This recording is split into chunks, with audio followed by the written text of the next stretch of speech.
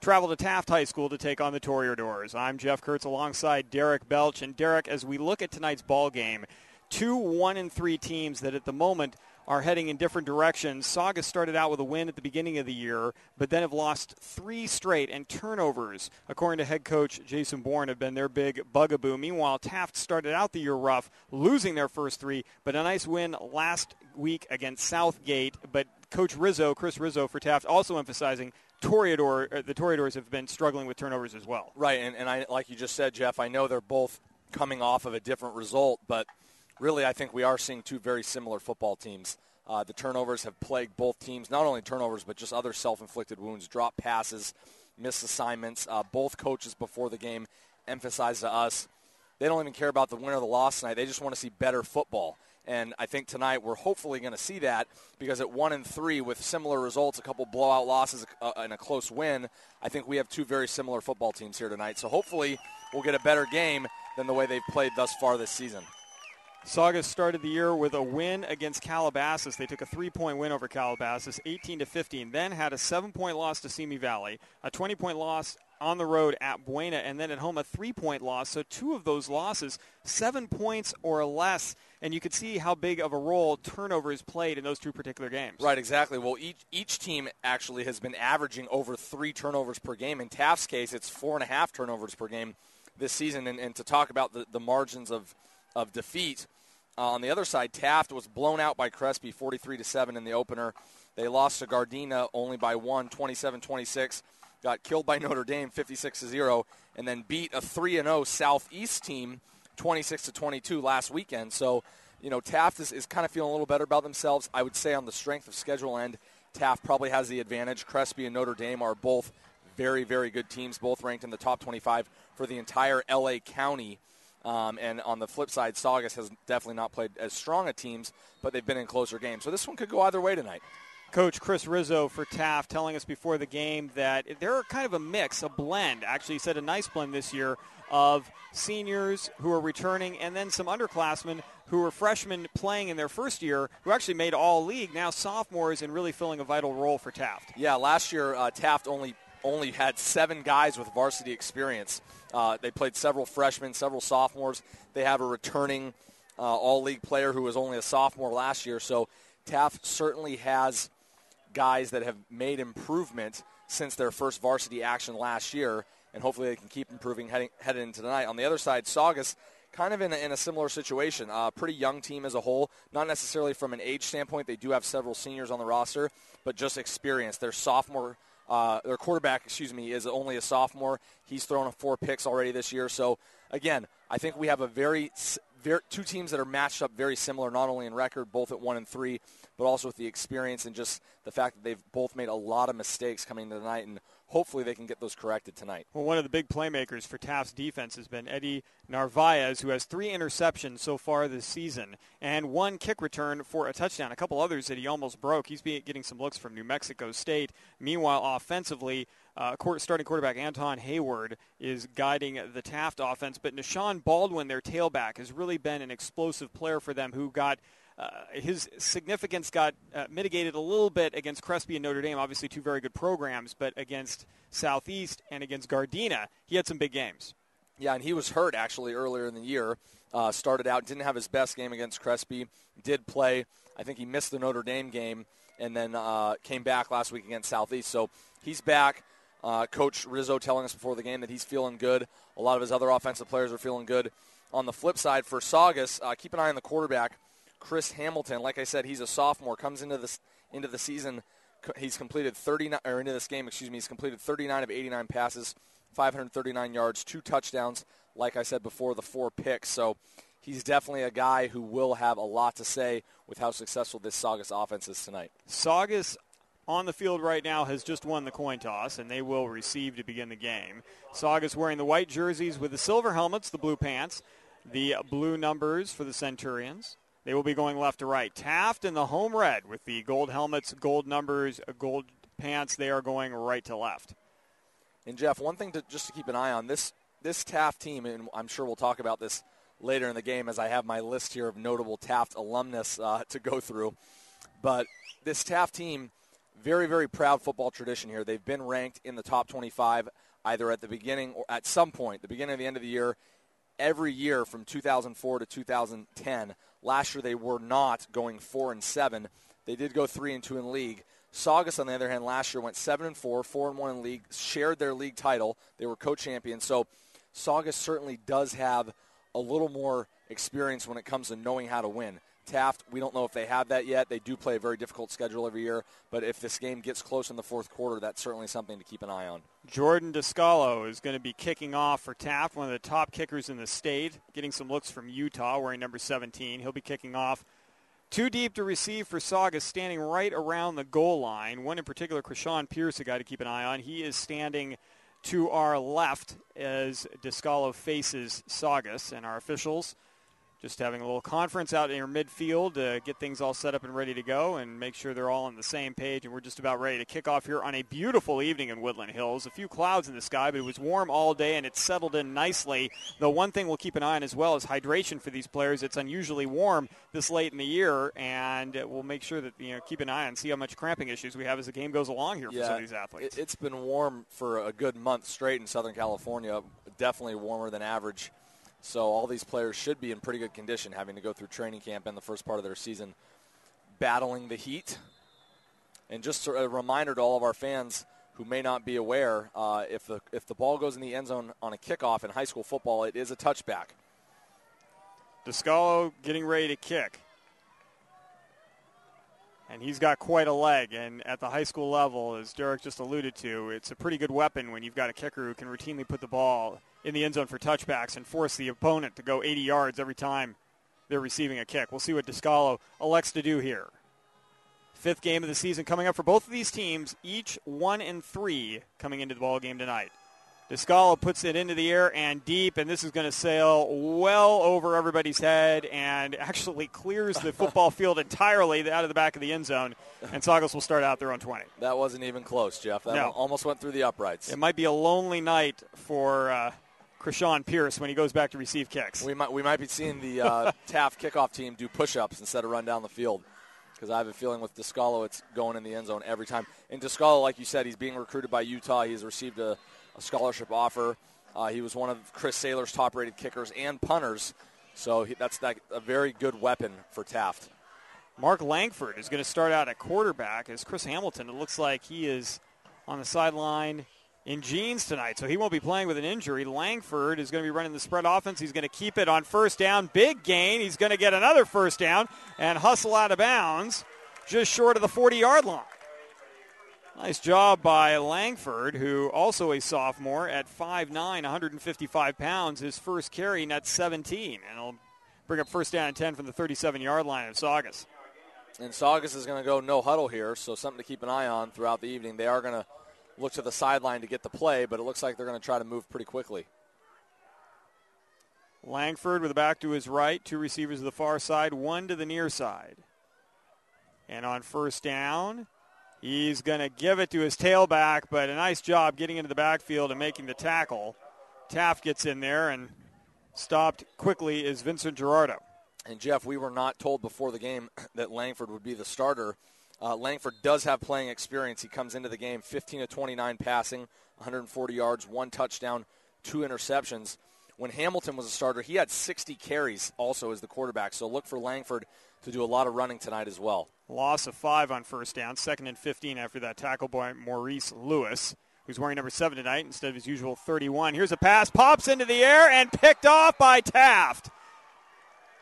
Off the helmet of Austin Davenport, who seemed somewhat surprised the ball was headed his way. And was that Lewis with the pick coming out from his linebacker spot to make the play? First turnover of the game, and Taft has the ball on the Saugus side of the field. And, Jeff, that was a perfectly thrown pass by Langford. Unfortunately, I think he released it just a hair too early because it went right off the face mask of Davenport. As soon as he flipped his head around, the ball was on him.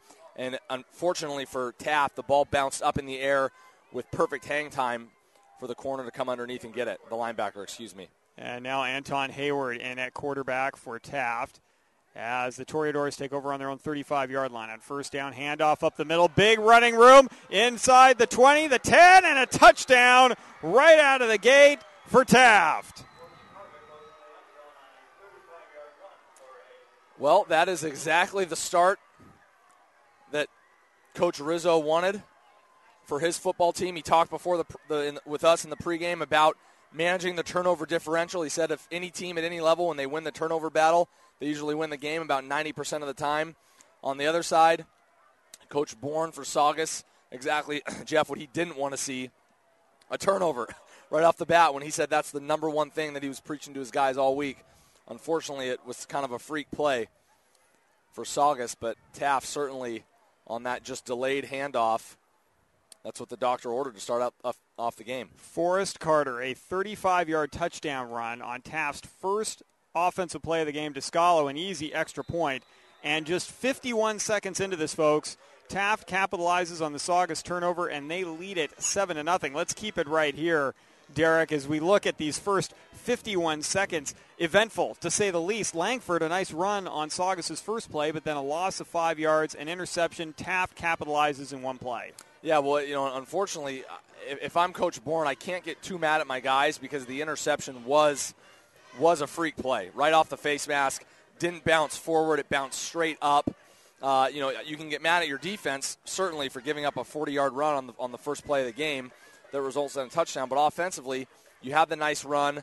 The quarterback delivered the ball right where it was supposed to be. Unfortunately, it didn't bounce their way. So hopefully they don't get down because we don't want to see this thing turn into a blowout here pretty quickly. Well, you could sense the frustration in Coach Bourne's voice talking about turnovers. And even though that one was, as you mentioned, Derek, a freak turnover where the ball just popping straight into the air, given the amount of turnovers that both teams have suffered over the course of the year, it just feels like piling on to a certain degree, I would think, for the coaching staffs. And, as a football team, both the players and the coaches, when you've had a lot of turnovers over a several-game stretch or a lot of missed assignments, and one does happen, especially so early, it's very easy to get your head down and say, oh, here we go again. You see it at every level of football. So let's hope that Coach Bourne has his guys with their heads up because, Jeff, it's only a 7-point game. We're 51 seconds in. Yeah. Certainly no reason to panic. A lot of football still left to be played. Descalo set to kick off. He's putting this one high in the air, and this one is going to go into the end zone as well, though not quite as far as the first. It was just 9 yards deep into the end zone instead of going out of the end zone. And Saugus once again takes over at their 20. A little more hang time on that one. That's what the colleges want to see, so nothing wrong with that kick. Jeff, one thing to keep in mind, too, both of these offenses are spread offenses. They run the spread option. They're not afraid to throw it. They do run more than they pass, which is typically the norm for a lot of high school teams. But they can score points in a hurry. Coming into the game, I know Taft only averaged 15 points a game, but, again, they played some very, very good defenses. Saugus, on the other side, only averaged 12 points a game. But, again, they feel like they're very close if they can just limit the turnovers. Langford starting out. Puts the tight end to the right, but three receivers to the left, the back to the left in the backfield. On first down, this is Langford keeping it. Wise move as the tailback was met right away. Langford, though, looks like he's going to lose a yard, maybe the 19-yard line. He'll bring up second down, 11, maybe second and 10. Looks like he got to the line of scrimmage. Yeah, and that's the same play that started the game for Saugus when Langford had the nice 12-yard run. He faked putting the ball in his running back's belly, and he took it himself. That time he went the opposite direction of the running back, where on the first one they both went the same way. But Taft had that one snuffed out from the beginning. Pierce in the backfield to Langford's right. Three receivers near side. The tallest one in your screen, Davenport. He's closest to the right tackle. Langford on second and 10 is going to run the option. Nice move. Tries to cut up field. Gets across the 20. Did a nice job juking the defensive lineman. That was Steve Tart, who got a first crack at him but couldn't wrap up. A gain of 2, and he'll bring up third down and 8. Well, Jeff, Tart's a big guy, well over 6'3", over 250 pounds, and Langford did juke him out pretty good there. But Tart did just enough to make Langford have to slow down when he moved laterally, and that allowed the Taft defense to close in from behind. Devon Hawkins now checks in for Tart and lines up as the speed rusher at left defensive end. Langford with the back to his left, drops back to pass. He's looking, he's throwing. He's got a man open, complete. That pass goes to Austin Gomes, and Gomes catches it. See if he's close enough for a first down. The field not well marked here with the numbers, so we'll do the best we can and get you that information as quickly as possible. It is very close, maybe about a yard shy. And Gomes, the leading receiver for the Centurions coming into tonight's game, 17 catches for 243 yards and 1 touchdown. And when as a team you've only scored a handful of touchdowns, that one is looking pretty good. It is 4th down and 1 for the Centurions. So Coach Bourne sends on the punt team. Gain of 7 on that last pass play. And Saugus lining up in a very uncharacteristic punt formation. The punter very deep with extra protection. And this punt off the side of the foot of the kicker and out of bounds. So a very short kick for Austin McKinney. Almost a situation there where as the coach, you think, well, maybe we should have just gone for it, because that, unfortunately, for McKinney, off the side of his foot, and Taft is going to take over once again with outstanding field position right around their own 30-yard line. That's a net punt of a yard. Yeah, Jeff, they actually lost yardage there, and I think what happened is your punter, McKinney, the snap kind of floated back to him a little bit, and he rushed it, thinking that he had someone in his face to block it. Really, he had plenty of time. He can take a little longer next time to try to get that ball downfield. Hayward in the shotgun with a split backfield. He's going to give it to Carter on 1st down over the right-hand side. Carter's going to take it from the 30 down around the 26-yard line, a gain of 4. 2nd down and 6 with 9:30 and counting here in the first quarter of play. 7-0 Taft leading their second possession. Just their third play coming up right here.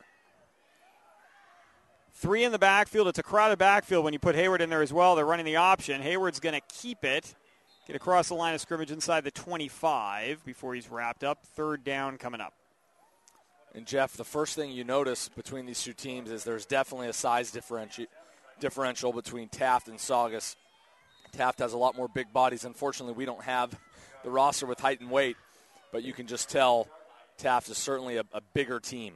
They just gave us the numbers, folks. Here's an end around. Carter trying to get to the corner. Nice job by the Centurions stringing this out on a 3rd and 4. Carter's going to be cut down. Looks like it's going to be short of a 1st down, and that will bring up a 4th down. No gain on the play. 4th and 4 coming up, and Descalo, who's got a big leg, so this is certainly within his field goal range, Derek, is going to be coming out for what should be about a 41-yard attempt. Yeah, he's got his 1-inch block, and it looks like they are going to try the field goal. An excellent job there by the Saugus defense. 2 of the linebackers blitzed right off the right side, got in the backfield early.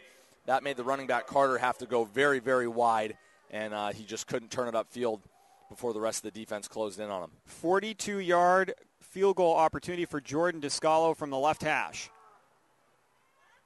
On 4th down. The snap is a good one. Descalo has got plenty of leg on this one, and that is good. Outstanding field goal kick by Jordan Descalo. Makes it 10-0. Taft able to get points on the board here with 8:42 remaining first quarter play, Derek. But I got to think the Centurions defense is pretty happy that they were able to force Taft to go for the field goal there when they had the ball at their own 30-yard line. Absolutely, Jeff. That's a moral victory if I've ever seen one. Your punt basically goes backwards. You lose yardage on your punt after another 3 and out. The turnover on the first drive. So after a 3 and out and a turnover, and the Saugus defense able to hold Taft to just 3. That's huge. And on the flip side, Taft, what a weapon. Your kicker puts it out of the end zone every time. He just boots a 42-yarder through like it was an extra point.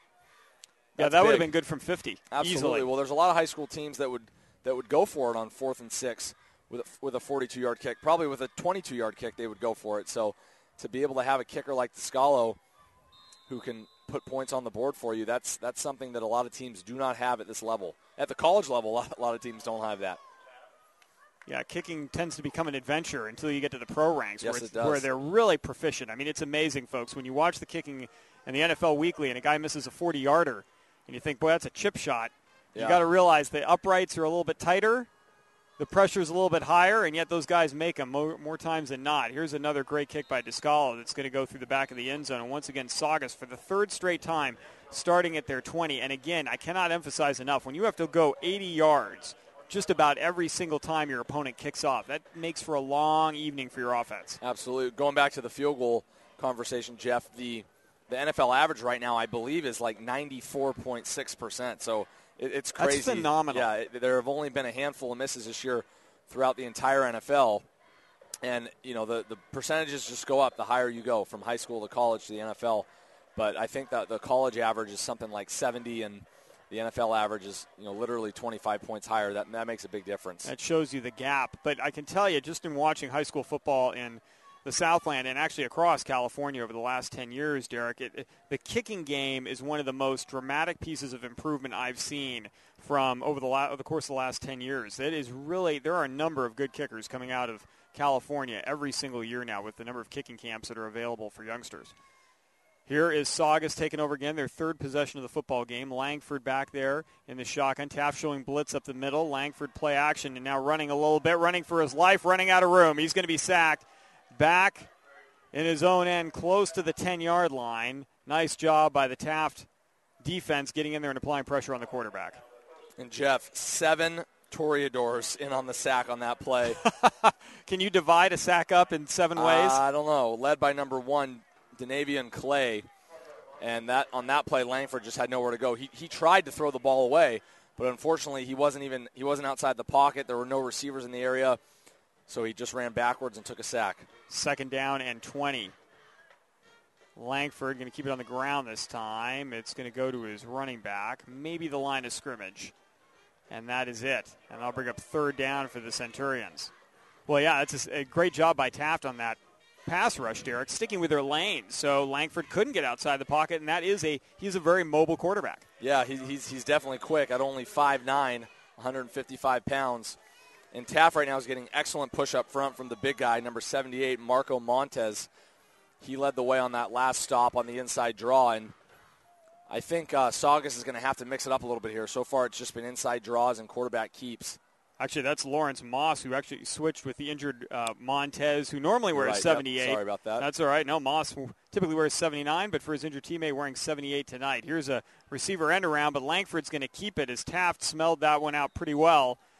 Langford is going to get maybe a couple of yards, but actually it looks like he just got to the line of scrimmage again, folks, so it'll bring up 4th down and 20 for Saugus and the punting unit on once again.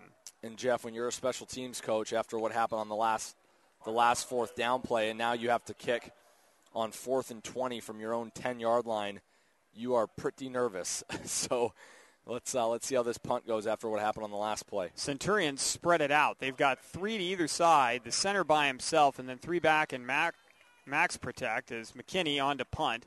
This time he's got time. Much better kick. You could see the leg on this kid. It's going to go near midfield, take a Saugus bounce, roll into the Taft side of the field, and for the first time in the game, Taft is going to start an offensive possession on their own side of the field.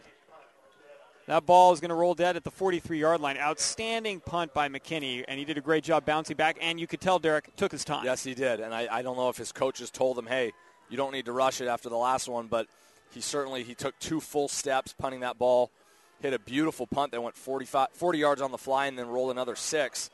And that's what Saugus needed, especially after making the big defensive stop on the last series. To get them to have Taft start in their own territory is huge mentally for a defense. Hayward is going to have a split backfield, joining him back there. 2 receivers to the far side. Furthest away, Devon Hawkins, 1 to the near side. Saugus 4-down lineman. Now they look like they're going to, make that 3-down lineman, looking like they're going to send a couple of linebackers. No, they're going to drop back as a quick shovel pass on the inside, and a nice job by the Saugus defense. Getting there first was Blake Austin to make the initial hit. Well, a beautiful tackle. You mentioned Austin, but then Miguel Sanchez came in and, as they like to say, picked up the trash. Austin gave him the first shove, and then Sanchez just laid into him.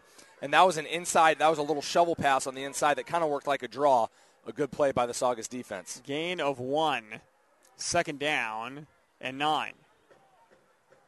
And now on the far side of the field, I think our officials are trying to get the attention of the crew on the far side running the chains to let them know it is 2nd down. The ball at the 44-yard line. Now we got a penalty marker, and a delay of game is going to be called against Taft. But it looked like Taft was kind of waiting for the change of down, but instead of 5-yard penalty, they're first of the game, and 2nd and 9 turns into 2nd and 14. Well, Jeff, one thing that I cannot stand with these new spread offenses at every level is how much it's taken away from the player's ability to do stuff on the field, to remember a play, to know how to audible.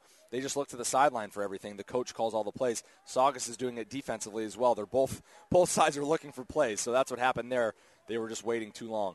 A lot of shifting around defensively and offensively. Here's a handoff to Carter. Carter is going to get across the 40 out to the 41-yard line. I'll bring up 3rd down and long after a 2-yard gain. Once again, Austin was in on the tackle. And another inside draw play, which really, Jeff, with the spread option offense, that inside draw almost works like a one-back, right over the right guard type of run because they run it so quickly. They don't even fake pass at all. 5:15 left in the quarter. Rolling out right is Hayward. He's going to throw, and it's intercepted. Goes off the hands of Hawkins and picked off by Saugus, and now they have their first turnover that they've forced in this football game. And for the first time, the Centurions are starting a drive from somewhere other than their 20-yard line. They're in Taft territory. That's a big play for this Saugus defense. And I was going to say before the delay of game, a couple huge stops for Saugus so far in the run game. They easily could have put their heads down after that long 45-yard run 12 seconds into the game, giving up a touchdown. And the turnover there was big. I think the quarterback, Hayward, for Taft, just threw that ball a little too hard. He was running towards his target. He probably could have just flicked it. Instead, he fired it, and it went right off the hands of his receiver, Hawkins, fortunately into the Saugus defender's arms. Saugus takes over at the Taft 42-yard line. Huge opportunity for the Centurions here in the first quarter. Langford going for a home run ball, throws it up, and his receiver cut off his route. Pass falls incomplete, in coverage on that far side to Navian Clay for Taft. And that was number 85, Kevin Lee. And you said it, Jeff, that was just a simple miscommunication. I think Lee ran about a 12-yard comeback, whereas Langford threw a deep ball, and that was just a simple miscommunication. The comeback would have been open, too. Yes, it would I don't have know been. if they would have gotten the ball. Clay was doing a nice job with coverage over the top, and it didn't look like anything was going to be available deep, but can't fault Saugus for trying to get a quick score after the turnover. Second down and 10. Trailing 10-0 are the Centurions. Here's a handoff, and this one's going to go to Krishawn Pierce, and Pierce is going to get a yard to the 41-yard line. Still out of field goal range. It looks like Austin McKinney's got a pretty good leg, but they've got to work it a little bit closer. Probably at least a first down required here, Derek, and now 3rd and 9 coming up for the Centurions. A golden opportunity for Saugus's offense. Yeah, we'd be looking at about a 58-yard field goal from here, and yeah. I don't even think our boy Descalo on the other side has that in him. He might be itching to try, though, yeah, I'll tell you. Yeah, maybe in practice, not in a game. 4:25 and counting in the first quarter of play here at Taft High School. We're in Woodland Hills, California, on a beautiful evening. Shirt sleeve weather for certain here, folks, on a beautiful Friday night. And timeout is going to be called by Saugus. That is their first timeout, taken first by either team of the game. Saugus, 2 remaining. You're following the action on your destination for high school sports, PlayOnSports.com. Do you want to watch more of your school's great matchups like the game you're enjoying here tonight? Tell your school to sign up for the PlayOn Sports School Broadcast Program. The program allows schools to broadcast all their games and other activities live on the web. For more information, go to PlayOn Sports, that's PlayOnSports.com/SBP. That's PlayOnSports.com/SBP. That's right, folks. Give your students an opportunity to do what Derek and I are doing here this evening, broadcast a game, and not just sporting events either, folks. It could be your choral program, your holiday events, could be an academic awards ceremony. It doesn't just have to be football, basketball, baseball, soccer. It could be whatever you'd like. And, boy, Derek, I don't know about you, but if we'd had this at the high school level, I would have been all over it. Oh, yeah, absolutely. I was playing. I was on the field, but I know there's a lot of my friends that were watching in the stands would have loved to be able to be involved in something like this. Really start at a young age. Exactly. Don't have to wait till college or later to get involved with something like this. 3rd down and 9 for the Centurions at the Taft 41-yard line here with 4:16 left in the first quarter. Taft showing blitz from the middle linebacker spot. Langford barks out a few signals, now looks to the sideline. He's got it back to his right. 3 receivers. Now he's going to move Krishawn Pierce to his left. Taft showing blitz. Here they come. A lot of pressure. Great call. Screen. Pierce drops the football. Oh, he had a wall. And now a late penalty. Pierce just got a break. He was wide open with a wall of blockers. Would have had a significant first down. Dropped the ball, but then Taft a late hit. And that penalty against the Toreadors is going to give Saugus a first down. Jeff, I think you said it. That play was going for at least 20 yards because Taft brought the house. There were about 5 red jerseys in the backfield in Langford's face. He did a great job. Langford's a little guy. He's only 5'9". He found a seam to throw the screen between all the defenders, and the ball was just dropped. That was a great play call by Saugus. And Pierce just got a little too excited and turned his eyes upfield before he had the football. Exactly, and it happens at every level, not just the high school level. We saw it last night in the NFL game on a punt return. The Panthers returner looking downfield before he caught the ball. Luckily for Saugus, they get the personal foul penalty. And truthfully, Jeff, I think it was just the momentum of the D lineman. That's number 78, Lawrence Moss, the big guy. I think it was just his momentum that took him into the ball carrier who dropped the ball. And it was definitely not an intentional hit. He probably thought he had caught it. Yeah, there's certainly a lot of dust fast. right in the middle of that Right. field. There's a lot of dirt in there. Then we've seen a few clouds of dust. Now with all the turf fields out there, 3 yards in a cloud of dust is usually the rubber that's pulverized into the field. But now it's actual dirt here at Taft High School. But that 15-yard penalty is going to give Saugus a first down, their first down of the game, just inside the Taft, outside the Taft 25-yard line at the 26. Here on first down, Langford running the option. Toss to Pierce, cuts up field. He's going to get down to the 24-yard line. Second down coming up. Taft is doing a nice job in the running game right now. Not a whole lot there after Langford's first run of 17 yards. It's been 2-3 yards at most for Saugus. Well, really, both defenses have done an excellent job against the run. Taft had the 45-yard untouched run to start out the game for a touchdown, and they've settled down defensively.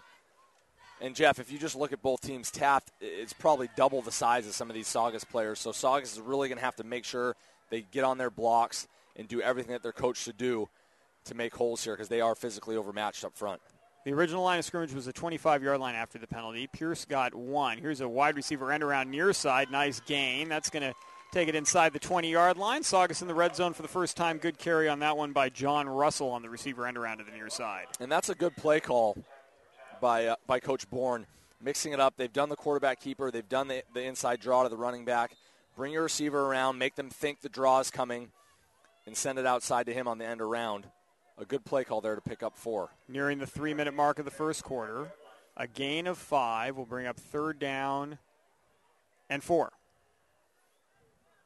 Langford puts Pierce to the right. He's got 2 receivers to the near side, the short side of the field, 1 to the far side. Langford looking to throw, looking for the tight end, batted down at the line of scrimmage. Nice defense right there. Was that Lewis who got his paws on that one? The kid already has an interception in this game. Now he's got a pass deflection and an interesting play call coming up here for Saugus, who'd be looking at a 36-yard field goal from the 19-yard line, but it looks like they're going to go for it on 4th down and 4.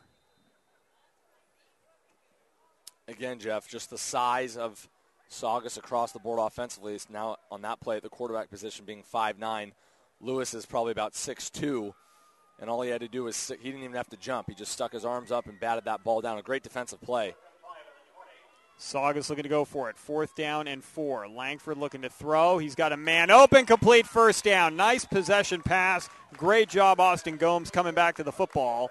And Langford gets the first down for the Centurions. And, Jeff, Gomes does something here that you do not see every week, even at the NFL level. He goes to the sticks, goes 1 yard past the sticks on third down, and then comes back to get the football. A lot of young players don't go the necessary yardage, and it drives coaches absolutely crazy.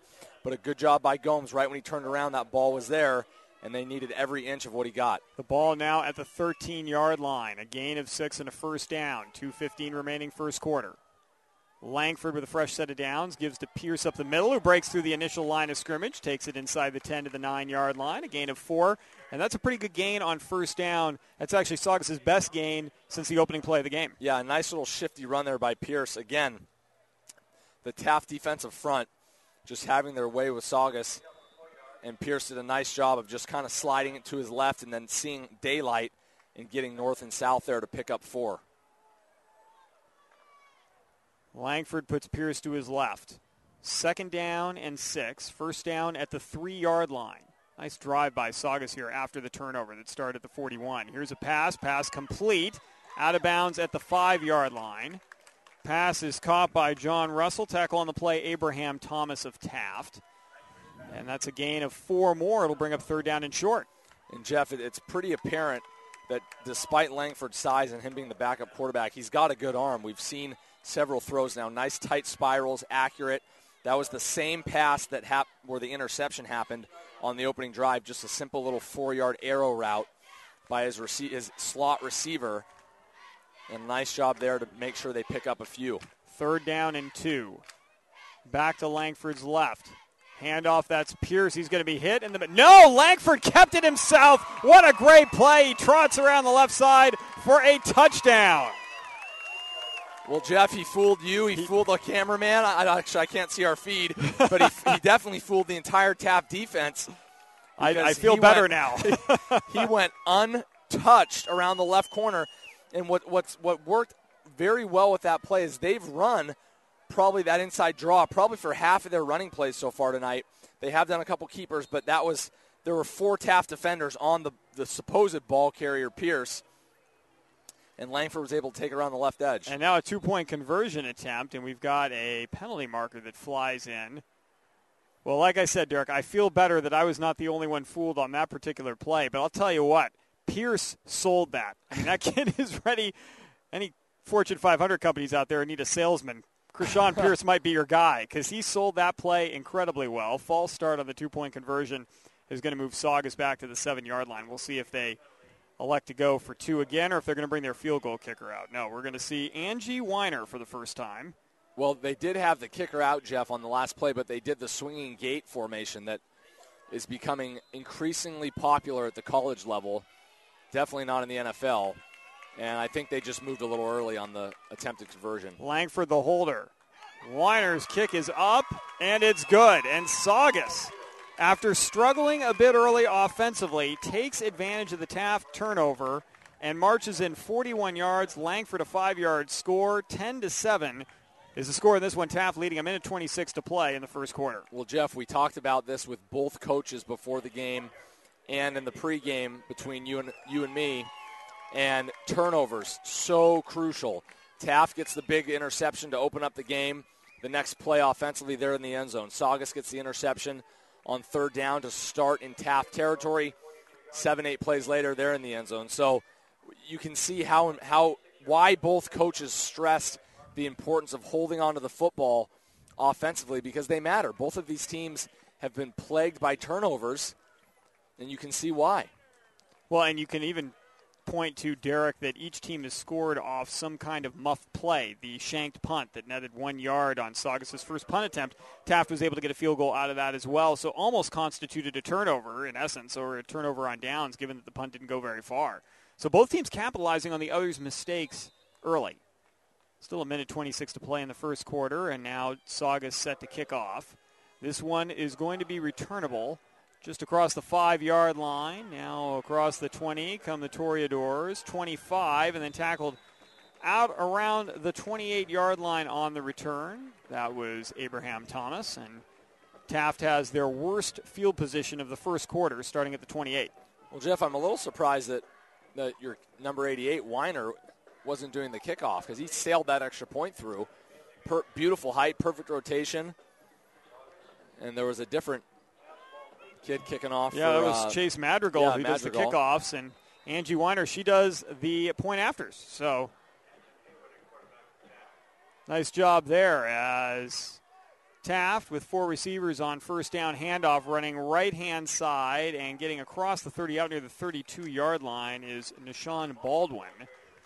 Baldwin, his first carry that I can recall in this game, and clearly the Taft coaching staff nursing him along after he was banged up a little bit earlier in the year, but that is a nice weapon you can bring off the bench. Gain of 4. Actually, they'll call it 3 instead. 2nd down and 7. Under a minute to play in the first quarter.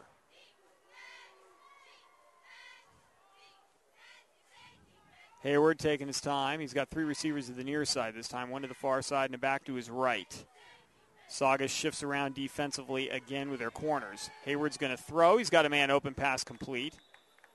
Nice grab by Denavian Clay. That was a back shoulder throw. Tackle on the play by Austin Davenport.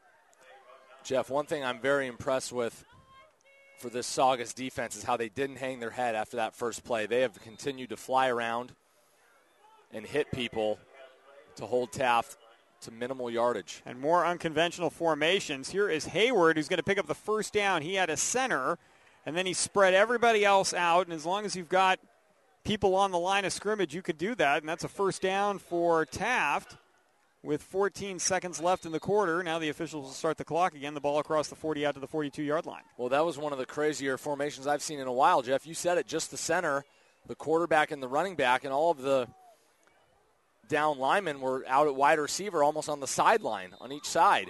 And I think the Saugus defense just didn't know what to do. They kind of just matched up personnel 1-for-1, and Hayward probably has a read that, hey, if we're even up front, go ahead and run the play, and that's what he did. It was a wildcat without an offensive line.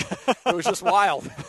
Well, that ends the first 12 minutes of play here, folks, from Taft High School. The Toreadors lead at 10-7 over Saugus. You're following the action on your destination for high school sports, PlayOnSports.com. We'd like to remind you that PlayOn Sports is on Facebook and Twitter, giving you news and information and links to great highlights. Follow us at PlayOn Sports on both Facebook and Twitter. You can also access thousands of live and on-demand games on YouTube at youtube.com/playon-network. That's PLAON-NETWORK. Keep up with all the high school action every week from your destination for high school sports, PlayOnSports.com. Jeff Kurtz alongside Derek Belch as the team switch sides. Taft now going left to right, Saugus right to left. And, Derek, that play that Taft just ran harkens back to an offense that became very fashionable a few years ago called the A11. All 11 players eligible. That was pioneered by Piedmont High School, and in particular Kurt Bryan, who was the head coach there at the time up in the northern part of the state, and his coaching staff. They were looking for a way to, at being a public school, to get more of their players involved while simultaneously limiting their size difference that they were usually facing against opponents. So they came up with the all 11 players eligible, quarterback 7 yards deep in the backfield in a punt-type formation, but that provided everybody being eligible. And while that offense was banned after a couple years, some variations of that still exist at a legal level, and Taft certainly ran that on their last first down play. And they're on a carry, a short gain of about 3 yards for Taft, opening play of the second quarter. Well, I don't think, obviously, since the offense has been banned, not everyone was eligible in that situation. No. But by spreading everyone out so far, and if you do get the matchup you like up the middle or on one of the sides, it does give you a lot of options if the defense doesn't react properly. On 2nd and 7, Hayward's going to throw, pass complete, far side. Nice job going for that first down was Ben Duncan with the reception. And then got a few yards after the catch and moves the chains for Taft, now on Saugus' side of the field. And that was just a simple little 7-yard curl route to the left side. And, Jeff, I'd like to see Taft start to throw the football a little more. Watching Hayward in warm-ups, watching him on these last two pass plays, the kid's got a good arm. He's very smooth, not very big, only about 5'10", 5'11", but he does throw a very nice ball. So I'd like to see them start to give him a little more opportunities through the air. Back to pass Hayward. He's going to throw into the flat near side, but a little bit underthrown. That pass is going to be caught by Clay, but a loss of yards. In fact, Clay might have been better served just to let that one go incomplete. Instead, it'll bring up second down, loss of 4. Yeah, that was just your basic bubble screen, but truthfully, I think Clay's a little lucky that that ball was thrown low because this corner for Saugus, I believe that's number 11, Stephen Kwok. He was coming up very hard, and he probably would have put Clay right on his back, so maybe it was a good thing that he had to go down for the catch. Kwok now in coverage on the near side with Clay. Here's the snap and tucking away and running it. This is Carter. That's a wildcat, and he's just going to get a yard. And that's Kwok who comes up and makes the ankle tackle. Nice job. And another excellent job by this Saugus defense. Everyone is doing exactly what they're supposed to on the play. You have all 11 guys fitting into their gaps properly, swarming to the football. Very, very impressed with the way this defense has responded after the big run to open the game by Clay. Third down, call it 12 for Taft. 10:05 left first half. Boy, it'd be huge for Saugus here if they can hold off Taft and get the football back, forcing a turnover and a punting situation. Back to pass Hayward. He's looking. He's got time. He's going to throw across the middle. Great pass, first down. Forget what I just said. Nice grab by Devon Hawkins and a very nice-looking pass from Hayward. Well, Jeff, that looked like your basic cover two. The corner sat about 5 yards off the line of scrimmage, and Taft wisely ran about a 5-yard out with the underneath receiver. That allowed number 4 Hawkins to work into that soft free zone between the safety and the corner and give the quarterback Hayward credit for throwing a strike. Just like we said, Jeff, he's got a very good arm. A beautiful ball threaded right in there. Ball at the 33-yard line of Saugus. Handoff. This looks like it's going to be Carter who's going to take it to the 31, a gain of 2. And again, 5 white jerseys swarming to the ball. Two on the bottom of the pile with the ball carrier. So this Saugus defense is flying around and hitting people. Noah Beld and Torrey Patterson combined on that last tackle. 2nd down and 8. Under 9 minutes to play in the half. Taft continues to move the chains, especially on 3rd downs. 2 third-down conversions here. Hayward on the option to Carter, trying to get to the corner. He gets a block from Hawkins. Will get a couple more yards before he's knocked out of bounds. Inside the 30, down around the 29-yard line. We'll give him 2, 3rd down and 6. Yeah, and a nice job by Carter there to just take what the defense gave him. The pitch put him about 3 yards behind the line of scrimmage.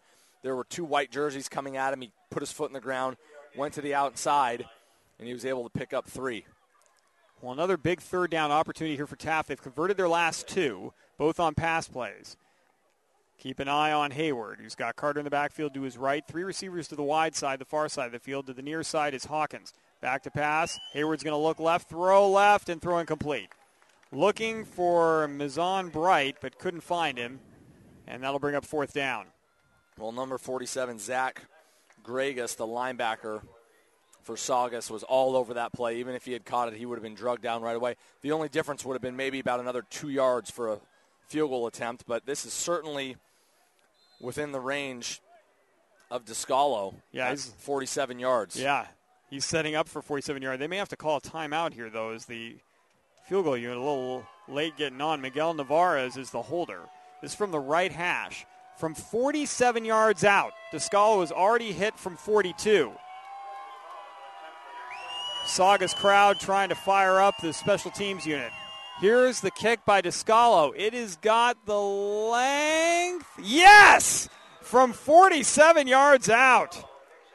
Jordan Descalo gives his team a 13-7 lead, and he needed every inch of those 47 yards. Well, the ball probably went about 53 maybe on the fly, but it was hit a little low, so he did need every single inch of that. That ball just barely grazed over the upright. And very impressed with Descalo, not only with the leg strength, Jeff, but if you watch closely, this is the former kicker talking, that snap's coming back very, very slowly. So his holder, number 11, Miguel Navarez, is doing an excellent job to get that ball down. Saugus is coming close to blocking these extra points and field goals every single time because that snap's coming back so slowly, and that takes a lot of concentration by the holder and a good job by the kicker to trust that his holder is going to get it down. If you watch the transition from hold to kick, it's happening very quickly. In the NFL, that ball's in the holder's hands in about 0.15 of a second. This is probably 1.15 of a second. So good job of concentration by both the holder and the kicker, Descalo. And my broadcast partner knows of what he speaks, having kicked at the high school level at Torrey Pines down in San Diego, California, and then at Stanford. And then joined the coaching staff at Stanford in the spring. So going back to your alma mater, which is they're going to be lucky to have you, that's for sure, and we're going to be sorry to lose you. But here is the line drive kick, and this is actually returnable for the first time in the game. This is Pierce. He's across the 20-yard line, and then finally tackled just short of the 30 at the 28. Nice return. I think he was probably very surprised that he even had an opportunity to return to 26 yards. Yeah, well, that was a line drive, and I have a feeling Descalo maybe was a little too pumped up by that field goal. He kind of rushed his kick and tried to kill it. You can see Coach Rizzo kind of getting in his face a little bit because they know he's better than that. But, you know, when as a high school special teams unit, when you face a kicker that puts the ball in the end zone 95% of the time, it's very easy to get lackadaisical, but in practice every day, the kickoff return coaches say, you never know what's going to happen, so we have to practice a return. And that time they did get it, and they got it out to the 28-yard line. So a good job by the Saugus return team. Saugus takes over a one-possession game despite the field goal by Taft. It's 13-7. Saugus an opportunity to take the lead here on this drive, and they're starting at their own 28-yard line. Langford back to pass. He's settled down to a little bit of a rhythm, but now he throws an interception. Nice job getting into coverage and picking that one off. Taft, the second turnover of the game. And that one is grabbed by Navarez, who was just holding a minute ago. And we talked about him quite a bit on that field goal by Descalo, and he gets the ball back for his team. Taft taking over at the 30. Well, a great read by Navarez, and he is the defensive captain for this unit, getting looked at by New Mexico State as well as a handful of other 1AA schools. And a good job just playing center field, backpedaling, reading the quarterback's eyes.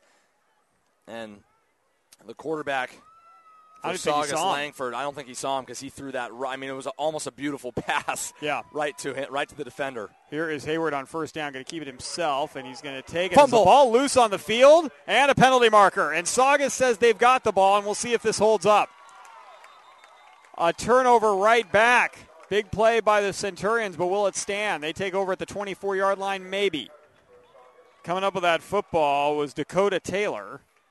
Well, I don't know what the penalty was. Nothing jumped out at me. It was thrown by the back judge right at the point of the tackle, so let's see what the call is here. But, boy, huge for the Centurions if they could force a turnover immediately after giving one up. Well, that could be a hold. That could be a block in the back. That could be it wouldn't be a late hit because the play was still going on. Well, I guess it could be a block below the waist, some type of chop block. We'll see. Well, I know the officiating crew is talking this one over, and I'm wondering if the discussion, Derek, has something to do with, did the penalty occur after the ball was loose? Are you seeing someone dive into a pile thinking it's a late hit, but the ball was already on the turf? Right, that could very well be the case. And from the back judge, he might have been screened by some of that. And there was, again, folks, and you probably saw it on your screen, a lot of dust coming up off the field. So there was a lot of activity out there, a little bit of a cloud. And well, with the emphasis on safety at every level of football now, that it could have been someone leading with their head who the back judge thought was coming in late. So that's an excellent observation. Well, they're certainly talking about it. We'll have to see how they rule this one. But again, Jeff, going back to the big T word, turnovers, Taft had a chance to almost put this game away, or at least to put Saugus in a real hole. Yeah, kick them while they were down. They could have gone up 20-7, and they give the ball right back right after the interception. Presuming this is going to hold, face mask penalty against Saugus. That might negate the turnover. Depends on if it was, they are going to march it off. Yeah, it is going to negate the turnover. The question was going to be, was it after the fumble had been recovered in the course of that scrum, or was it going to be on the tackle? And it looks like it was on the tackle, and Taft still has the football, and they're in the red zone at the 20-yard line. And you can tell by Coach Bourne's body language he is not happy. I don't know if he necessarily is disagreeing with the call, but to have all that, to have the momentum shift that quickly in your favor and then to lose it, that's very unfortunate for this Taft defense. Let's see if they can come up big again. They've been playing very well in the first half after a rough opening. Let's see if they can keep it up. Well, the Toreadors catch a break. Clock shows 8:20 and counting. First half of play. Taft knocking on the door after the face mask penalty. 5 yards from the end of the run. It's a first down for the Toreadors. Hayward puts Baldwin to his left, then drops back to pass, throwing towards the end zone. Hawkins open, touchdown. Taft does not waste any time. A 20-yard strike. Hayward to Hawkins. And just what you had said a moment ago that Saugus fans feared, Derek, it is now a 19-7 lead for Taft. They're up by 2 scores. Well, an excellent play call by Coach Rizzo and this Toreador offense, showing faith in their quarterback, Anton Hayward. Just, Jeff, a very basic go route into the corner of the end zone. And Hayward delivered a beautiful pass. Nice, tight spiral right where it needed to be, just beyond the pylon. And Hawkins was wide open. Navarra is the holder. Descalo the extra point attempt. That one almost blocked. And the kick is no good wide left. So no good on the point after. 12-point advantage for Taft. They lead at 19-7 with 8:04 remaining in the half. And, Jeff, that was the snap. That was that slow snap coming back. The holder rushed to get it down. The kicker rushed to get it off. And he probably just totally torqued his body from right to left, rushing everything. They have to get that snap back there quicker. And, it really points to, you talk about that, and you saw it at the NFL level the first week of the season when the Oakland Raiders long snapper went down early, and they had to turn to a backup who hadn't gotten a whole lot of reps since high school doing that. It affected the entire game. Yeah. Yep, and the San Diego Chargers were able to take advantage of that here in this particular instance. Those kind of that high arcing snap, and Descalo throws his timing off just enough that he misses the extra point. We'll see if that looms large later on in the game. Meanwhile, Saugus, imperative here, I think, that they get a score on this particular possession, see if they can match Taft. Well, the kicker for Saugus, Weiner, has a good leg. At least it looked like it on the extra point. So at 19-7, that missed extra point could come back to haunt the Toreadors. They'll probably go for 2 on their next touchdown, depending on what Saugus does offensively. Descalo set to kick off. Now, after that lecture from the coaching staff, the last time he left it short of the end zone, we'll see what he does here. Though I have a feeling this one's going to be pretty deep. Sometimes a good talking to on the sideline is a powerful motivator. And that is a pretty powerful motivator, and it is going to go a couple yards into the end zone for a touchback. Saugus will take over once again, fourth time they're starting a drive from their own 20-yard line. And the one time they scored, Derek, was when they got the ball on a Taft turnover at the Toreadors' 41. So it's been the 24 times, Taft's 41 once, and then Saugus also started their last position at their own 28. So not very good field position for the most part in this game for the Centurions. Right, and we've hardly seen the Saugus offense move the football when they have started on their own 20. Everything's been a 3-and-out, 2-yard gain, 1-yard gain, loss.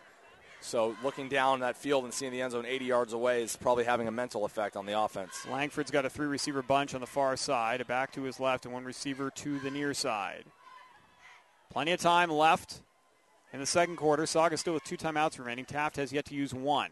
First down, Langford looking to throw. Now he's going to scramble a little bit left. Now he's going to scramble right. He's running out of room, and he's going to be tackled by Maurice Lewis deep in the backfield. And Langford's down, Jeff. Oh, in a situation there, and that's just a young quarterback who tries to make something happen and normally has got pretty quick feet, but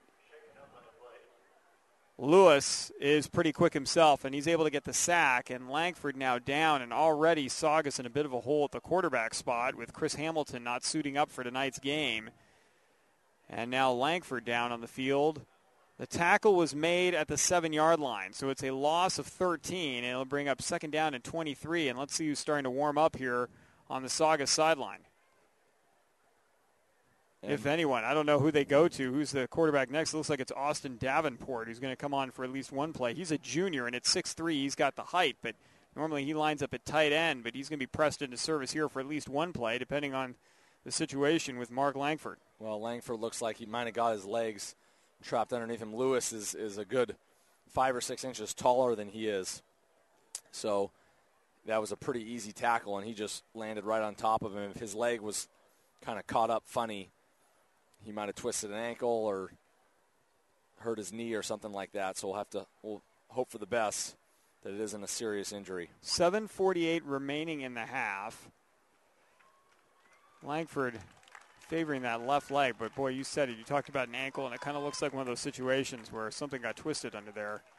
And Langford is not putting any weight on that at all. So it is up to Davenport now, the third quarterback for the Saugus team, to get snaps under, from the center. I would say under center, except so far in this game, Saugus' quarterbacks have not been making an introduction with the center up close and personal. It has all been 5 yards deep. Well, Jeff, this is definitely a challenge for Saugus because it's already an offense that's a little out of sync, been struggling with turnovers, and now you're on your third-string quarterback who we don't know how he's going to run the offense. So this should be pretty interesting. Though Davenport is built like more of your prototypical quarterback at 6'3". That is true. He is bigger, and him watching him warm up on the sidelines, it looks like he can throw the ball. It's just a matter of can he run the offense? Will it lose any type of rhythm? Second down and 23. Here's a pass. So that's complete. That answers the question right there, but then the ball's put on the turf, and it's going to be recovered by Taft. Unfortunate. Saugus, what a great pass by Davenport. Hit his receiver on the seam route. Looked like he might have the first down, but Taft punches it out of the breadbasket and takes over on the turnover at the Saugus 28-yard line. And that is just a killer. Number 4, Austin Gomes, ran a nice little slant route. Davenport put the ball right where it needed to be. And Gomes wasn't fighting for extra yardage or anything. It was just a standard tackle. I think while he was running, the ball just fell out of his hands. It didn't even look like it was an intense strip by the DB. Yeah, well, it honestly, it looked like he was having trouble hanging onto the football anyway from the beginning. He caught it. It looked a little loose, and Taft was able to take advantage. First down and 10. Man in motion left to right. Hayward drops back to pass. He's got some pressure. He's running away from it. He's running into trouble, and he's going to be knocked down. We got a face mask penalty coming up here, folks. When a player stops on a dime and gets yanked backward like that, you're pretty much looking at a face mask. Yeah, and that's going to be a 15-yarder. That's unfortunate because Saugus read that play beautifully. They were trying to run. There were 2 options for the quarterback, an inside screen and a swing pass that was delayed, and Saugus read both of them beautifully, and they had two linemen going at the quarterback, forcing him to his left. So that would have been about a loss of 1 or 2. Instead, it's going to be a gain of 15, like you said, Jeff. Yeah, great pressure up front by Adam Edwards, and he forced Hayward to run, and that wasn't a foot race that Edwards was going to win necessarily, but two players were coming up in support. Unfortunately, just the face mask penalty, and that's a personal foul as well. Well, it looked like the guy that had the face mask was the one who was straight up with the quarterback, so the face mask didn't even have to happen. It looked like he just tried to grab something when he tackled him, and that was the face mask, unfortunately. That's going to be from the spot of the infraction, which was in the backfield, 15 yards from there. It looks like it's going to be, they're giving it the eagle eye. Are we going to give that a first down there for Taft? I believe we are. Yep. Yeah, that's an automatic first down on a personal foul. I know the chain crew was a little bit late getting set up. That ball's at the 18-yard line now. First down and 10 in the red zone. Once again, the Toreadors. 7:05 remaining in the half. Back to pass Hayward. Rolling right. Pressure coming. Hayward's going to tuck it away and run. Gets a block downfield inside the 15 and smartly runs out of bounds at the 12-yard line. Gain of 7. Well, the Saugus fan base over here wants a hold, but a very good block by number 30, Abraham Thomas, downfield. That play was going for only about 2 yards, and Thomas held his block just long enough to give his quarterback Hayward a chance to find a seam to the right and pick up 6. Clay to the far side of the field. Mizan Bright in the slot. Hayward with two backs in the backfield split with him. Saugus, no safeties deep. They're sending everyone up to the line of scrimmage. Saugus also claiming somebody moved for Taft. Now they're going to back off as the defense. Hayward takes a snap, 2nd down and 4. He's going to throw to his left and overthrow the receiver to the far side of the field. That was Bright. And that's the exact play that they tried on 3rd down earlier in the game before the 47-yard field goal. Just a basic out route by the inside slot receiver. And Hayward, again, throws a very nice ball, but that was just overthrown. There was a defender right there for Saugus. It probably wouldn't have picked up more than a yard or two. This is a big play, Jeff. Big play for the Saugus defense. If they can force 3 again, it stays at a 3-score game. And the way those snaps have been coming back for the field goal team, who knows? Yeah. There might be another missed field goal. That's not automatic. Even though Descalzo's already hit one from 42 and 47, this is certainly within his range. Baldwin in the game. He's to the left of Hayward in the backfield. 2 receivers either side for the Toreadors. And now a whistle and a timeout's going to be called by Taft. They took a lot of time there, and they want to talk it over with facing a 3rd down and 4. And what you said, Derek, a critical play coming up for both teams. You're following the action on your destination for high school sports, folks, PlayOnSports.com. I'd like to remind you that PlayOnSports.com is not only your destination for Friday night football action, but it's also the place for the most comprehensive coverage of high school playoff and championships events in all sports from across the country. PlayOnSports.com. High school sports lives here. Well, it's certainly living here tonight, folks, as we're covering games across the country. You can start your march from the east to the west, beginning at 4 o'clock Pacific time every week when we kick off with games in Georgia, Florida, Tennessee. We work our way into the Midwest, covering games in Illinois, and then continue our march to the west. Game coverage in Colorado and the mountain, we're in the Rockies, and then Washington, Oregon, and a host of games around the state of California. 2 covered tonight here in the West Valley League. Palisades over at Granada Hills this evening. We've got that one for you as well. I invite you to jump over to that game. And folks, might be a game of interest for those of you in this area, but also games in San Diego, then in Bakersfield, Fresno, San Jose, the East Bay, all the way up Chico, Redding, Sacramento. We're all over the place, folks, here in the state of California on PlayOnSports.com. 3rd down and 4 out of the Taft timeout. They've got 2 remaining. Hayward takes his time, takes the snap, looking left, throwing left, and his receiver didn't turn around quickly enough, or Hayward threw a little bit too early. It's going to bring up 4th down, and Descalo trots back out onto the field. And that's exactly what we saw in the opening series for Saugus. The receiver just didn't turn his head around in time. Fortunately, this ball wasn't thrown high enough to bounce off a face mask and into a Saugus defender's arms, but he probably would have been a yard short had he have caught the football of the sticks, which in that case they might have gone for it. You never know, but with a good kicker like Descalo, they might have just settled for 3, but he at 4th and 4, this is definitely a field goal opportunity. Descalo looking at a 29-yarder. trying to make this a 15-point game. The kick, good snap that time, and the kick is perfect. 22-7, so a victory for both teams. Saugus keeps Taft out of the end zone. It's still a two-possession game, with 2 touchdowns and a 2-point conversion in there somewhere. Meanwhile, Taft comes away with points off the turnover. Yeah, Jeff, you have to give this Saugus defense a lot of credit. Already 3 turnovers by the Saugus offense, which, as we talked to Coach Bourne about before the game, is what he didn't want to see. He said, I don't care if we win or lose. I just want 0 turnovers. So that obviously hasn't happened. Now he needs to focus on the win. But a great job by this Saugus defense holding tough. These guys have been on the field probably for 70% of the snaps. And most of these guys play 2 ways. So a lot of these kids have probably played, 95, 100% of the snaps so far in this game. And this Saugus defense is holding tough against a Taft offense that clearly has a lot of athletes and a quarterback who can make plays with both his arm and his feet. 6:45 remaining in the half.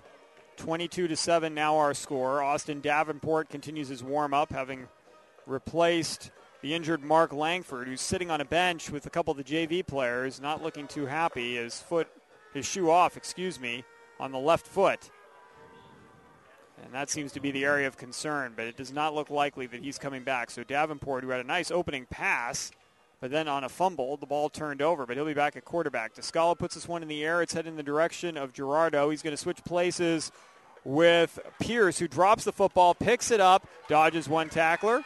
He's across the 20, keeps his feet. Nice return here, tackled from behind. Penalty marker down as well. Nice return by Pierce. He's going to be tackled at the 35-yard line, a return of about 32 yards, and we'll see what the penalty is all about. Well, I think they're going to get number 15 for Saugus. That's Austin McKinney for a block in the back. The age-old rule on special teams is if you cannot see his front number, do not block him. And that time McKinney came from the back side of the Taft tackler. And it was close, Jeff. He hit him in the shoulder, but I think he got just enough of the back of his shoulder for that to be a block in the back. And as soon as the official threw the flag, you had to know that's what the call was. So illegal use of the hands, and they're going to march it off from the spot of the foul, and that's at the 20-yard line. So now Saugus is going to be starting this one out with their worst field position of the game at the 10. Unfortunate there because Pierce, one of those situations where when you drop the ball as a kick returner, and you see this more often than not, if you're able to pick the ball back up again, you're either going to get tackled right there or get 40 yards. Yeah, because the special teams overruns their lanes, thinking the ball they're not prepared for. The ball hits the ground, then you pick it up. A lot of it is timing, and Pierce almost broke one big there. He did get 32 yards in the return, but after the penalty, Saugus takes over at their 10, and there's the junior, Austin Davenport, number 7, out there at quarterback. He started the game as a tight end. He's got Pierce in the backfield. To his left, 2 receivers to the near side, 1 to the far side. Now in motion from left to right goes John Russell. On first down, Davenport is going to give the ball to Pierce. Is that fumbled again on the exchange? It is. And Taft will take over inside the 10-yard line at the 7, 4th turnover of the game by Saugus. And that is just unfortunate. That's when you have your third-string quarterback in there. He probably does not practice that exchange. This kid's a tight end normally.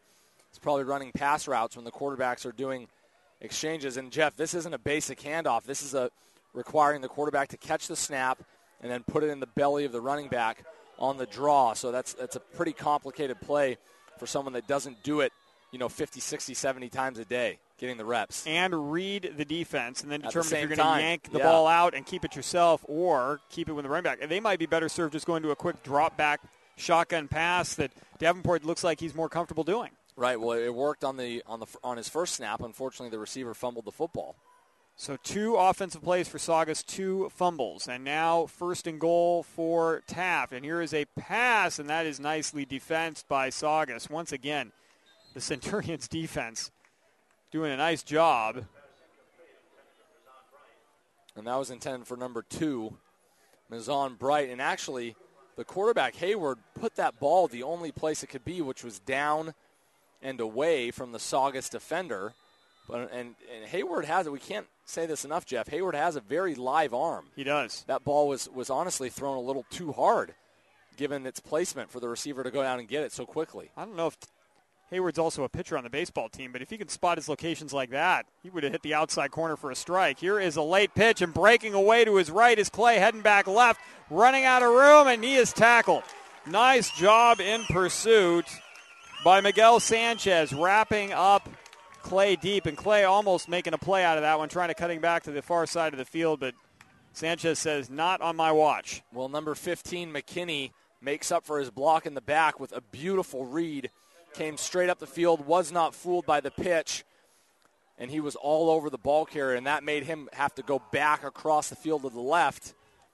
And then a nice job by Sanchez with that shoestring tackle, Jeff. That could have gone for a touchdown if Sanchez didn't wrap up on the legs. 3rd and goal, now back at the 17. Hayward across the middle, has a man, pass complete, inside the 10, down around the 5, actually inside the 5, down around the 3-yard line. Again, folks, my apologies. The field not that well marked, so I'm doing some quick math in my head, and that is not a good recipe.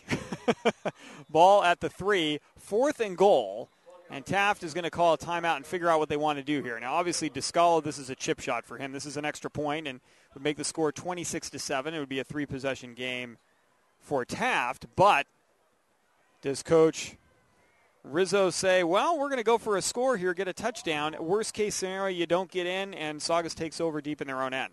Right, well, as well as the Saugus defense has played on the last few series, that was kind of a breakdown right there because that was just a basic little 4-yard curl that the quarterback Hayward threw to his receiver, and the receiver was able to turn and pick up another 8 or 9 yards after contact. Unfortunately, if Saugus had done their job a little better, this would probably be a no-brainer. It'd be a field goal from about the 11, 12-yard line. Instead, the ball at the 3, 5:21 remaining in the half, 22-7 Taft leading. Folks, at halftime, Derek and I are going to step away for a little bit, then come back with the PlayOnSports.com halftime show as we get you ready for the second half of action. But a big possession here once again, and even more so defensively for Taft, as it looks like, defensively for Saugus, I should say. Taft looks like they're going to go for it. And Saugus needs a big stop. If there is a touchdown here, that's a big blow for the Centurions. Well, with how well the Saugus defense has played, this would not be surprising if they stop them here on 4th and goal. Well, it looked like 5 wide for a moment. Keep an eye on Hayward if he's going to keep it. No, the give is instead to Nashawn Baldwin. No signal yet. There it is. Touchdown. Taft from 3 yards out. Baldwin the score. And it's 28-7 Toreadors. Well, Jeff, for a minute it looked like Saugus had that one snuffed out. It was just the basic inside draw that we've probably seen 20 times tonight between both teams. And a good job by the Taft offensive line there to get just enough push, and by Baldwin getting his head across the goal line. That was close. Saugus almost stopped that on the 1-yard line. Descalo, the extra point try. 5:17 remaining in the half. Navarro's again the holder. This extra point try is good. Nice job, both holder and kicker, as once again that snap floated a little bit, but Navarro's gets it down. Descalo gets it through. 29-7. Toreadors leading it here at home on your destination for high school sports, PlayOnSports.com. I'd like to remind you that if you want to watch more of your game's great matchups like the game you're enjoying tonight, then tell your school to sign up for the PlayOn Sports School Broadcast Program. The program allows schools to broadcast all their games and other activities, not just sporting events, on the web, live or delayed. For more information, go to playonsports.com/SBP, and that stands for Student Broadcast Program. playonsports.com/SBP. Folks, and if you want to see what that looks like, we've got a game being produced by a school, a couple of them tonight on PlayOnSports.com. Granite Bay facing Pittsburgh up in the northern part of the state. And down in San Diego, El Toro from the southern section in South Orange County has traveled down to Valhalla High School east of downtown San Diego, and they're playing the Norsemen down there. And both of those run by students, so I invite you to check out those games. And that'll give you a good sample. The same graphics that you're seeing from us tonight, folks, that's exactly what we give the schools. And so a huge opportunity for students to learn the art of shooting, producing, and calling play-by-play and analysis. I know Derek and I make it look like it's easy, but sometimes. Or not. It is not easy. Descalo set to kick. His team now up 29-7. And Descalo sends that one deep and into the end zone touchback. And Saugus takes over at their own 20. And Jeff, if Saugus can put a drive together here and get in the end zone, not only will it provide a little morale boost, it'll only be a 2-score game again, but it'll give their defense a rest. And this defense is playing so well. I can't imagine how they would play with a little time to themselves on the sidelines, or the guys that are playing two ways, a chance to sustain a drive, move at your own tempo, and not have to go back on the field after a quick turnover, which they've done now 3 possessions in a row.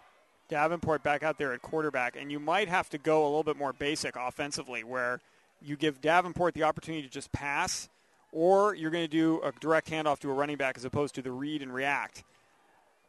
But we'll see. Davenport on first down. He's looking to throw. He's got the arm. Leaves this one a little bit short, but I like the play. 2nd down and 10 on the incompletion. Not a bad look, however, that pass intended for Austin Gomes. Yeah, Gomes has now been his target on both of his passes. That was the same pass that Gomes caught earlier where he fumbled it about 5 steps later. Just a basic little 7-yard slant. But it's open. I mean, if they connect on that, why not possession pass your way down the field if you can? Lead to the near side, to the far side.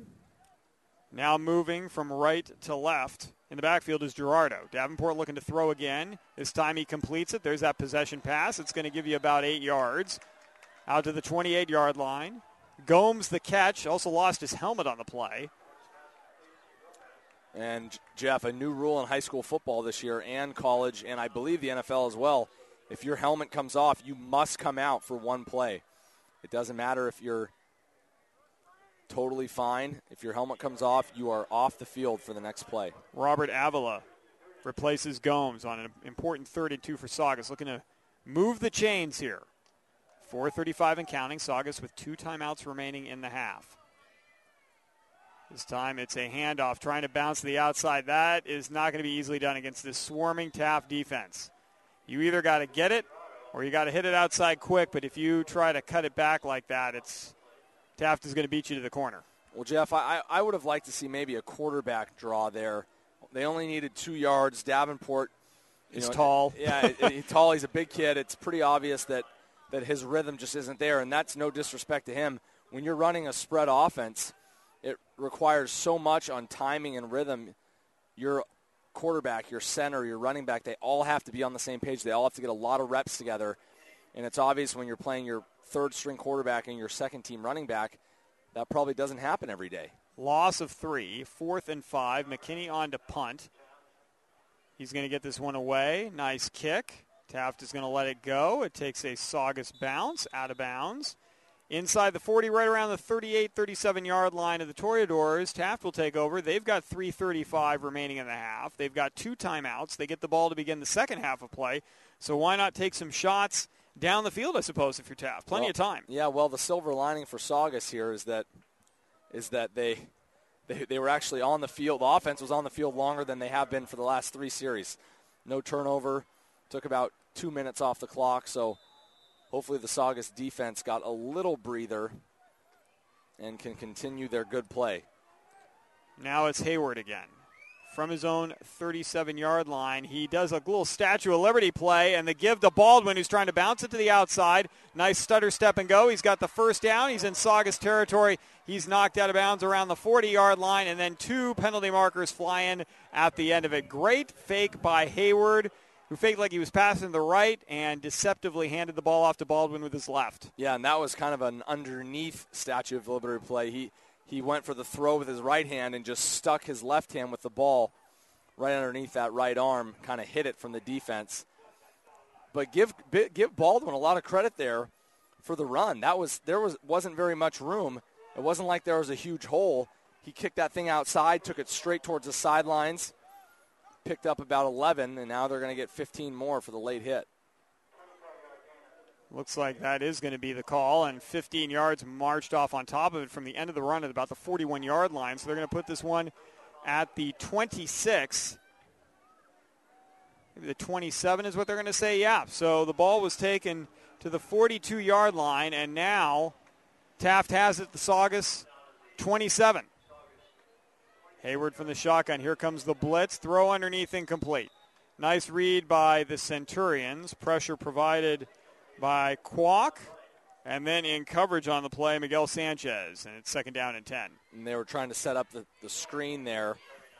And a good job by the Saugus defense. They've read that, Jeff, about 3 times tonight. They've successfully read it. A good job of the linemen not realizing that there's a reason they have such a clear line to the quarterback and running in the opposite direction towards the eventual ball carrier. Second down and 10 with 3:13 left in the half. Hayward's going to roll to his right. Now he's going to throw. Pass complete. Nice catch. Knocked out of bounds around the 10-yard line with a first down, and is Mazon Bright, his first reception of the game. That's a very good play call by this Taft offense. You have a very athletic quarterback in Hayward who clearly can throw on the run. Roll him right, have your slot receiver on the left side run a dig at about 12 yards, which for those who don't know is where the receiver runs 12 yards, 7 yards, 8 yards, however far they want him to, and then he comes straight across the field, completely parallel to his quarterback. And right now the officials bringing a couple of players together at the end of that play. Looked like that was Baldwin for Taft and then Blake Austin. So I don't know if there's a little extracurricular at the end of that one, but the officials wanted them to talk it over, and they did. Problem resolved. First down and goal from the 10-yard line for Taft. On first down handoff, this is Graham who's going to get a couple. Down to the 8-yard line, second down and goal. Excuse me, that wasn't Graham. That was Jeremiah Creation on his first carry of the game, a gain of 2. And that's Taft's, both offenses, that's their bread and butter, just that little off tackle to the right. It's a draw, but it really works like a single back or an I-form off tackle type run. Second down and goal.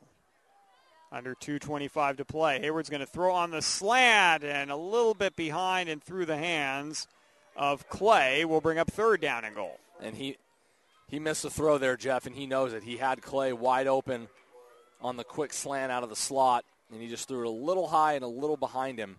And Hayward does have a live arm. Clay got his hands on that ball, but Hayward threw it a little too hard for him to hold on, given that he had to come back up and across his body.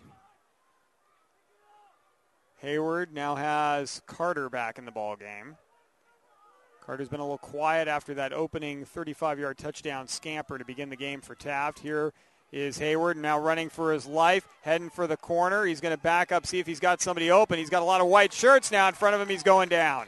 Once again, Saugus' defense, considering the holes they've found themselves in over the course of this game, a nice job there stopping Taft and the field goal unit on once again for the Toreadors. Well, Jeff, with the exception of the kickoff that Saugus had after their touchdown, where it ended up starting on, I believe, the 27, 28-yard line, Saugus has started defensively in its own territory on almost every series.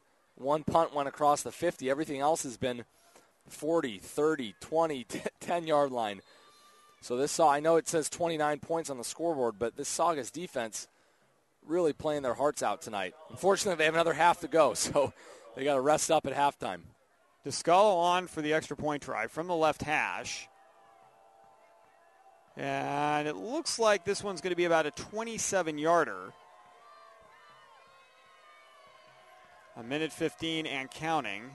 Descalo's taking his time. The snap finally off. Descalo's kick away. Again, plenty of distance on this one. And once again, it is good. From 27 yards out, Descalo makes it 32-7 with a minute 8 left in the first half. And, Jeff, that's 4 for 4 on field goals. And let me say one thing. I know I'm a former kicker, so it's going to sound like I'm touting the kickers. But you ask any coach, if you can get points on a drive, every coach would, of course, prefer touchdowns, but if you can get those points 4 times, you are very, very happy. And Descalo has single-handedly led to 12 points for his team.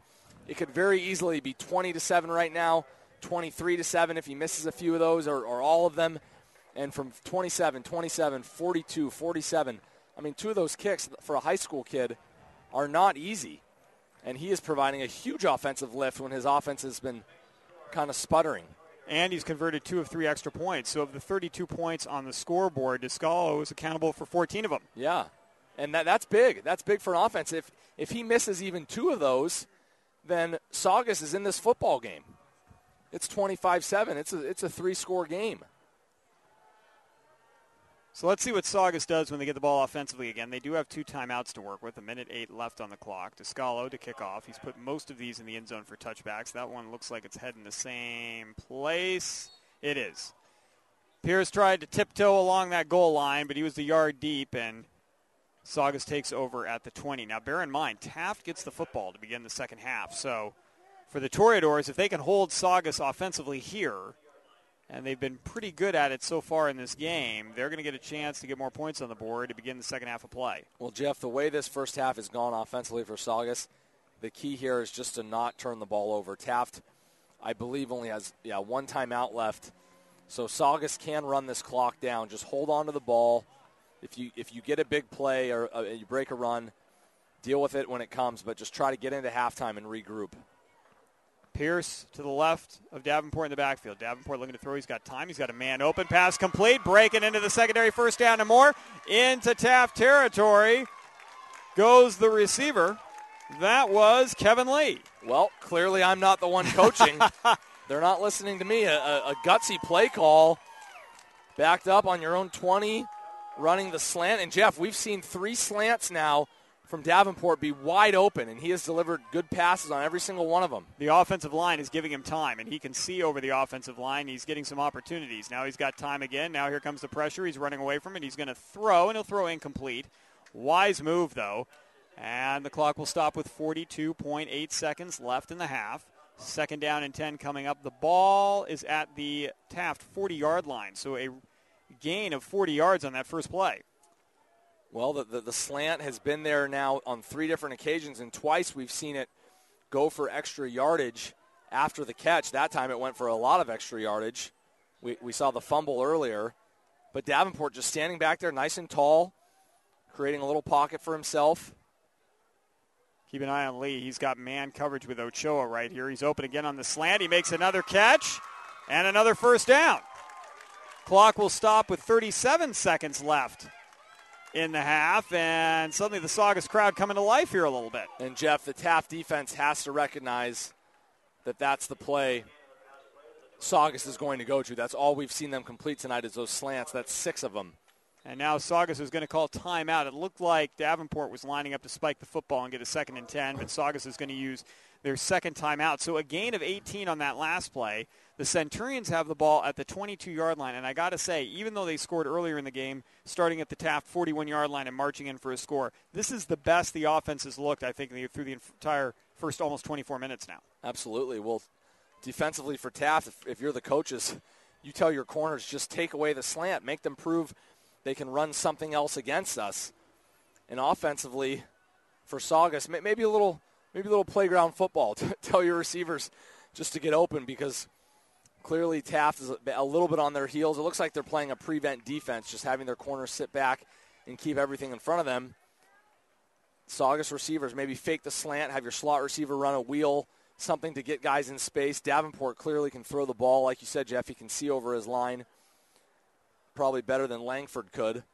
So and the offensive line is giving him time. I mean, he's got all day back there right now, which is great, and he looks very comfortable in the pocket. So Saugus' coaching staff making the adjustment along with their personnel. Well, this is a little different brand of football than what we saw in the first quarter and a half from Saugus, which was that spread style, the draws, the screens, the running quarterback. Maybe this is what Saugus needs to have some success against this Taft defense. Press coverage now by Taft, and we'll see if they blitz a little bit on Mr. Davenport, who's stepping into the shotgun with the back Pierce to his right. 1 timeout left for each team. 37 seconds left on the clock. Saugus in striking distance at the Taft 22-yard line. Huge if the Centurions can get points before the intermission. Davenport, a late play call from the sideline. The snap. Here comes the rush. Davenport's got time. He's throwing a corner route for Lee. It's going to be grabbed in the back corner of the end zone by Taft, but incomplete as out of bounds. Nice job, though, trying to make an athletic play, Jordan Robinson, but couldn't get a foot in. And it'll bring up 2nd down and 10. But, again, if you're going to miss, and Davenport did there, miss out of bounds. Right. That's a smart play by, I would say, by a veteran quarterback. That's kind of the usual line, but he isn't. But, Jeff, on the far side of the field, the receiver Austin Gomes, who's leading the team with 3 catches right now, he's getting the corner only about 3 or 4 yards off and playing slightly inside, and the safety is nowhere near that side of the field. A quick little hitch to the corner would probably be open. And here's a sack. Davenport's going down, getting around left tackle and making a play, Marcel Lewis. The kid's got an interception. He's got a couple of sacks, and a big one there is going to bring up 3rd down, and Saugus has to use their final timeout with 21 seconds left in the second quarter. Looks like Davenport didn't lose that much. He may have actually gotten back to the line of scrimmage, but 3rd down and 10 and out of timeouts. The Centurions clearly in 2-down territory, but they need to get a 1st down here to stop the clock. Well, I judging by what I saw on the extra point, the kicker Weiner does have a decent leg, so a 40-yard field goal might be possible. But as an offensive staff here, you're telling your quarterback to just cut it in half, throw something maybe 3 or 4 yards. Maybe you get a little yards after the catch. Get it to 4th and 4, 4th and 3. But will they have time? 21 seconds left? Yeah. It's kind of tough. I mean, you'd think, okay, let's do that, get up, spike the ball. But if you do that, you're going to turn the ball over. Yeah. So. Unfortunately, this isn't a pro offense either, so I doubt they can move quickly like that with the no huddle. They might be telling their receivers just to take a shot here and do something, maybe spread them out and try to hit an inside slot receiver on a post. Try to spread those safeties out. Davenport has shown he could throw the ball, so.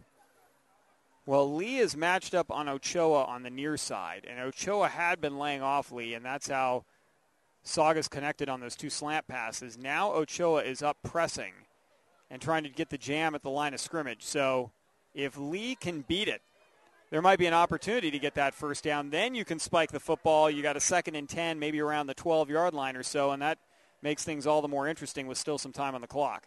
But a lot needs to happen before that. 3rd down and 10 for Saugus. Davenport puts the running back to his left. That's Pierce. Back to pass Davenport looking for Pierce. Pass complete, but a great open field tackle by Taft. Get up to the line. Clock continues to run. They'll get one more off. They will get one more off. Justin Martinez with a tackle. I think he's going to spike the ball. Well, he can't. Yeah, it's 4th down. Exactly. I don't think he realizes it. He's got to run the play and get the snap off. He does in time. Davenport looking for the end zone. That's the only place to go. Here comes the pressure, and the sack is made by Lance Shaver, and that will end the first half. Well, a good effort by Saugus, but a great open field tackle by Justin Martinez. They call him Clutch, and he makes a clutch tackle for Taft. I was waiting for that to be used tonight at some point. Well, I dropped it in right there, and the Toreadors will take a 32-7 lead into the break. Folks, we're going to take a little break here on PlayOnSports.com as well. We'll be back in just a few minutes for the halftime show. Again, your halftime score. Taft leads it 32-7 over Saugus.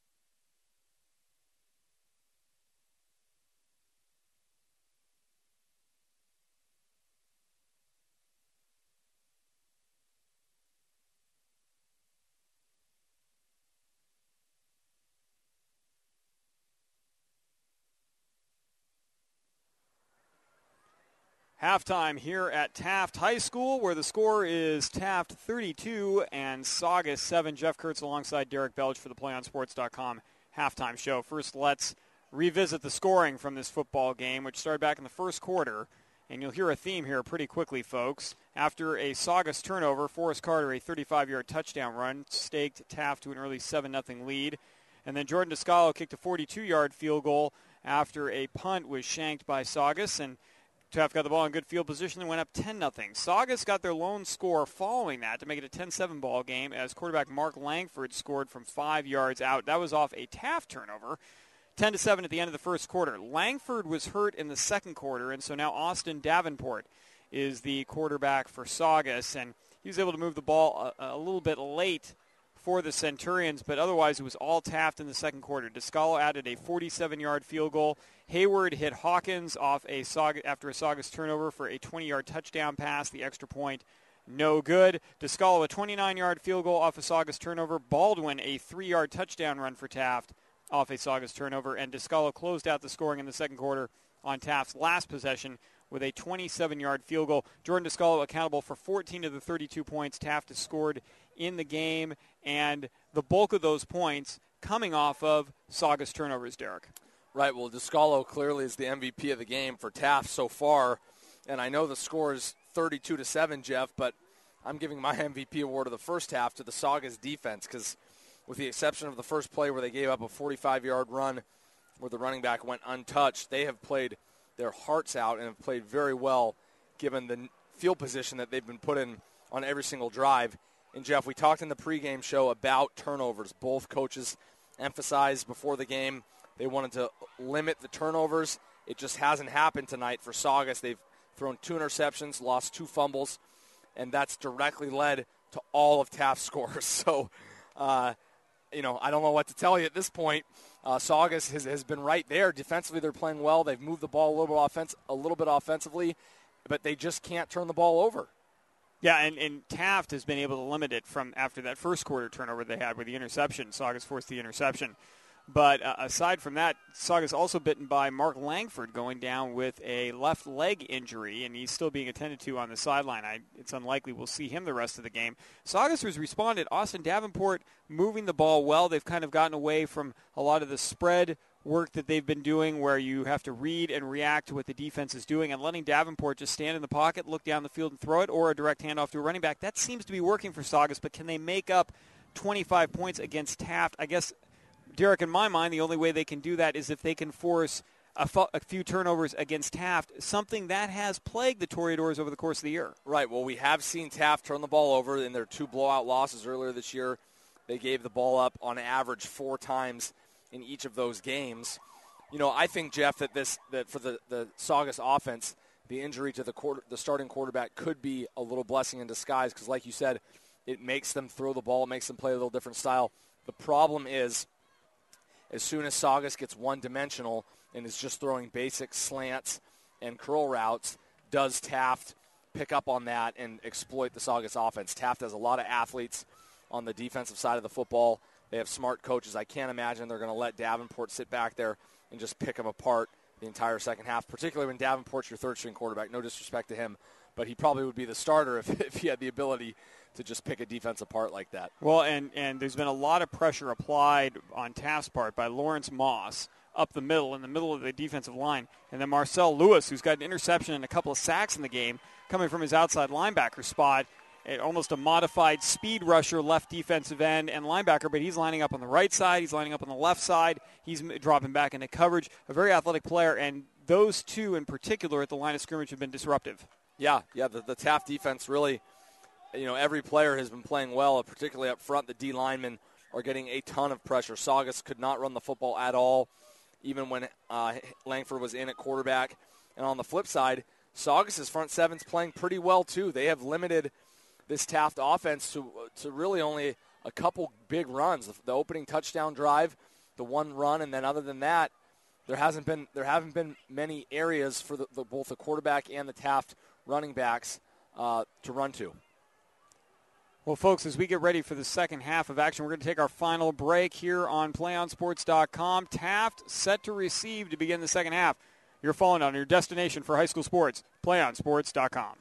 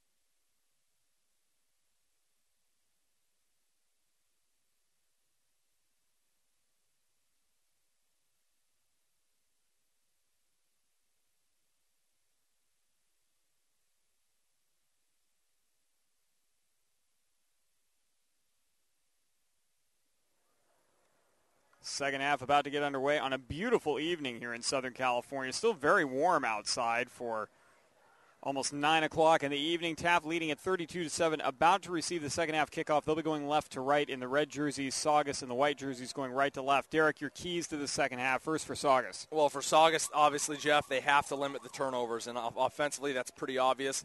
I would say schematically, offensively, just mix it up.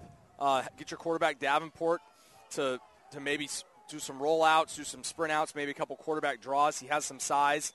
And then for Taft on the other side, you have a chance to put this game away very quickly by scoring a touchdown on your first drive. Here is the kickoff by Madrigal. It is going to be a bouncer, going to go over the head of everybody. That's a live ball picked up by Taft just across the 10-yard line. Penalty marker down, player down. On the return, short return by Mike Martinez. He's going to take it out near the 30-yard line, but with the penalty marker, we'll see who this goes against.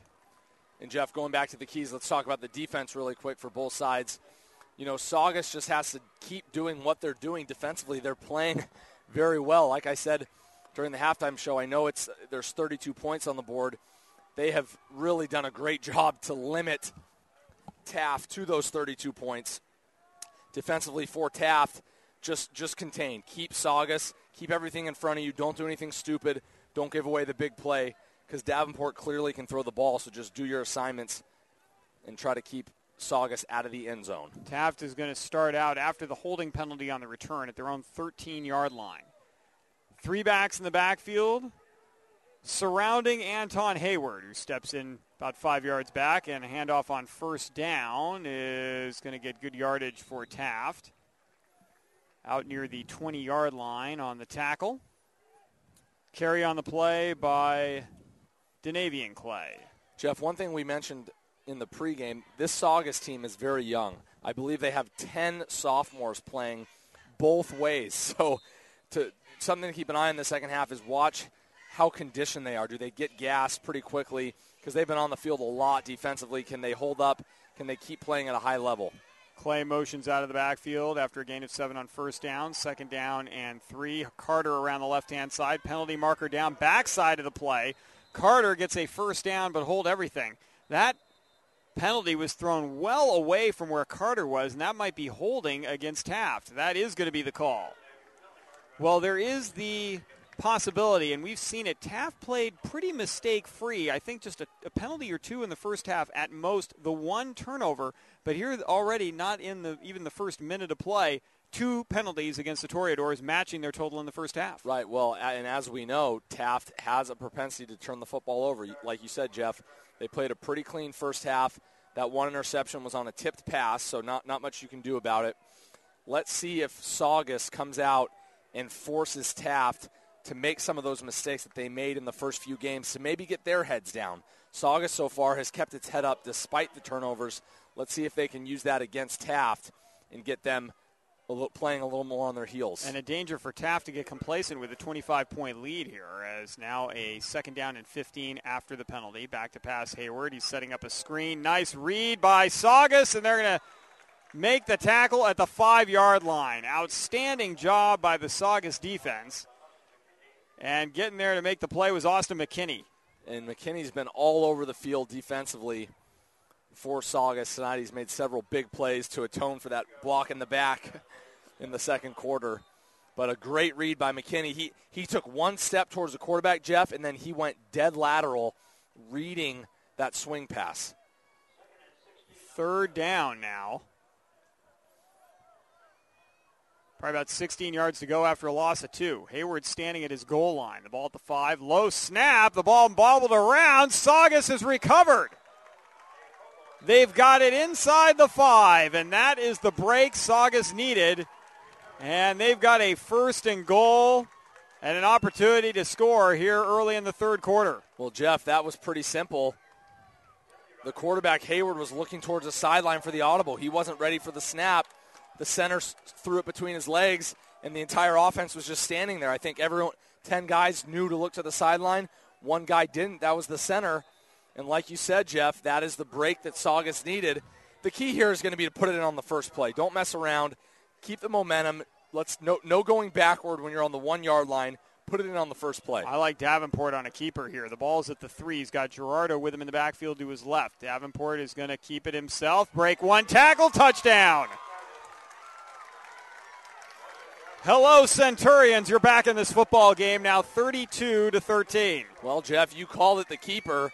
The only difference is they did fake the inside draw, and that was the exact play they scored on earlier in the game from the quarterback who's injured now. Langford. It was Langford who scored on a 5-yard TD run. Yeah, that was kind of a little more around the corner.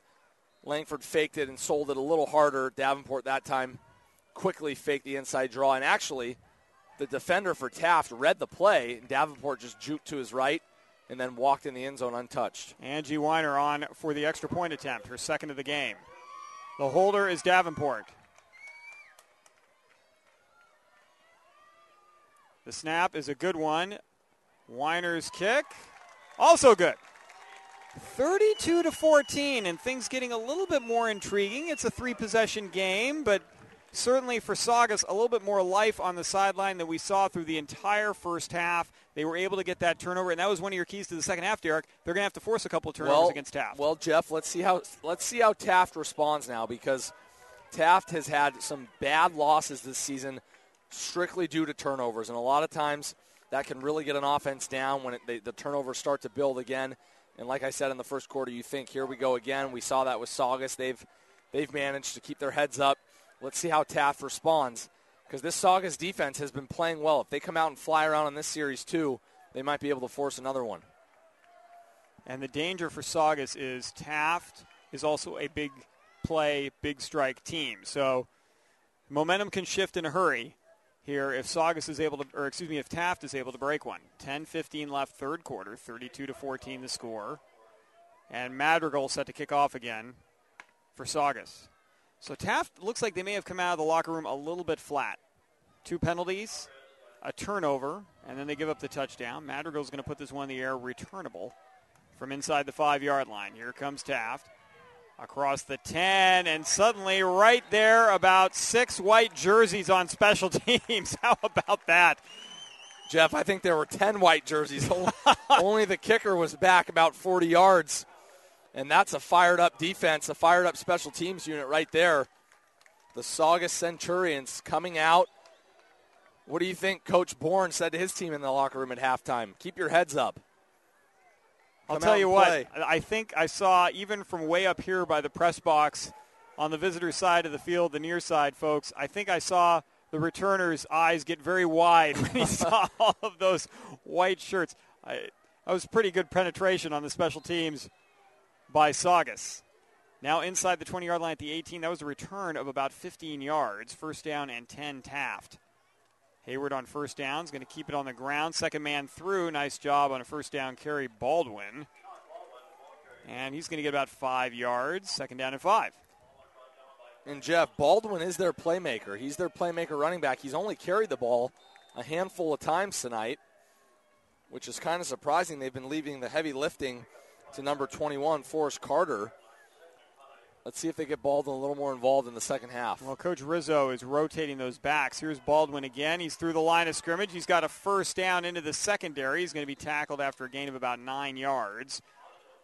And now a penalty marker late at the end of the play, which usually is indicative of a personal foul. I didn't see anything, though, and they're looking at, the official was talking to the Taft offensive line, so. And there, I think, well, at least indication is it's going to go against Saugus, and we're getting that indication from Danley Rodriguez, one of the defensive linemen who doesn't like the call. And now another personal foul. This is going to be an unsportsmanlike conduct penalty, and Rodriguez better settle down a little bit. I think his histrionics there got him that call. Well, he clearly didn't like the late hit, and now he's mouthing off to the official. That's going to be unsportsmanlike, and that's probably going to take him out of the game, too. So that's going to be 30 yards for Taft. Wow. Well, that is not what Saugus needed. I mean, a situation there where, yes, Taft is getting the first down on the run by Baldwin, but you've got either the late hit or something happened in the pile, and then the penalty on top of that. And so Taft is going to be Jeff, having the football on the way on the Saugus side of the field. What's even worse is number 9, Denley Rodriguez, who did not like the play. He's 6'2", 275. He has been all over the place, plugging up holes. They need him in there. And the coach did the right thing. Coach Bourne, he took him out of the game for an unsportsmanlike conduct penalty. So 2 personal foul, 15-yard penalties tacked on from the end of the run, and Taft now has the ball at the Saugus 36-yard line. Carter is going to move into the slot on the far side. Joining Ben Duncan, near side is Hawkins. 2 backs in the backfield, pistol formation, offset right. Hayward's putting a man in motion. That's Clay now in the slot on the right-hand side. Remaining in the backfield is Abraham Thomas. Play action. Here's the throw. Underthrown and incomplete. Oh, Pierce had a chance at a pick. And it looks like he misread that ball a little bit. And you could tell that throwing that one flat-footed Hayward, he was leaving it a little short. Jeff, opportunity for Saugus. That's what will drive a coach crazy on both sides. One, Hayward should have never thrown that football off his back foot, tried to throw the ball about 40 yards into the end zone. And then Pierce just jumped when he didn't have to. All he had to do was be a center fielder and let it come to him. There wasn't a receiver within 5 yards of him. That is one of those situations where you've got an open 15-foot jump shot, and if you think about it too long, you brick it. And that's pretty much what Pierce did on that interception attempt. 2nd down and 10. Here's a handoff. Wisely Taft on the ground. They're going to get about 4 yards on that 2nd down play. 3rd down coming up. 8:55 remaining third quarter, 32-14 Taft. And, Jeff, that is such a killer. You have to take advantage of those opportunities. Especially when you're behind, Yeah, and especially after the big penalty. I mean, talk about a momentum swing. Pierce probably could have run that ball back for a touchdown. The whole offensive line was on the left side of the field. It would have been off to the races for him. 3rd and 7. Here comes a blitz. Pressure coming, and Hayward is going to be going down. And the ball is out. The ball is out. Was it out late or was he already down? Saugus has it. Once again, that's Austin McKinney in there with the football, but I think they're going to say that Hayward was down. Yeah, he was clearly down, So that's the right call by the official. I was hoping they would get that one right. But again, Jeff, a big play, bringing the delayed blitz. The linebacker, I believe it was number 22, Dakota Taylor, who's actually listed as a DB, but he was at an outside linebacker spot. And Hayward had nowhere to go. Good job by the Saugus secondary in coverage. First time Taft has had to punt during the game. Descalo set to punt. The line of scrimmage is at the Saugus 46. Descalo standing back around his 40. Pierce back to receive inside the 10-yard line. Descalo has got a great leg. Oh, my gosh, that is a beautiful punt.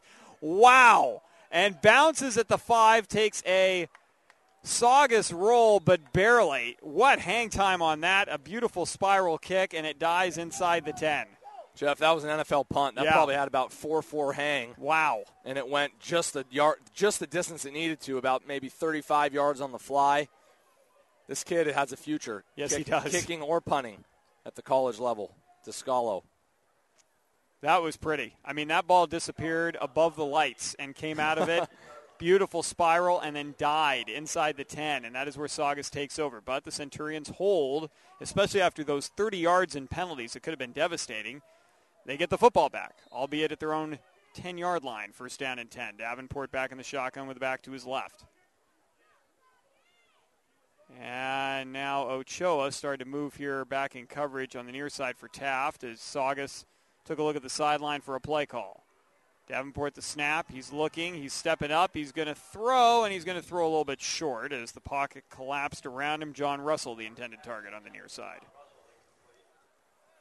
And, Jeff, Davenport taking, this is a small thing, but he's having trouble finding the laces when he gets the snap, and he's losing about 3/4 of a second having to flip the ball and find the laces, and he's looking at the ball while he's doing it, so he's not even able to keep his eyes downfield.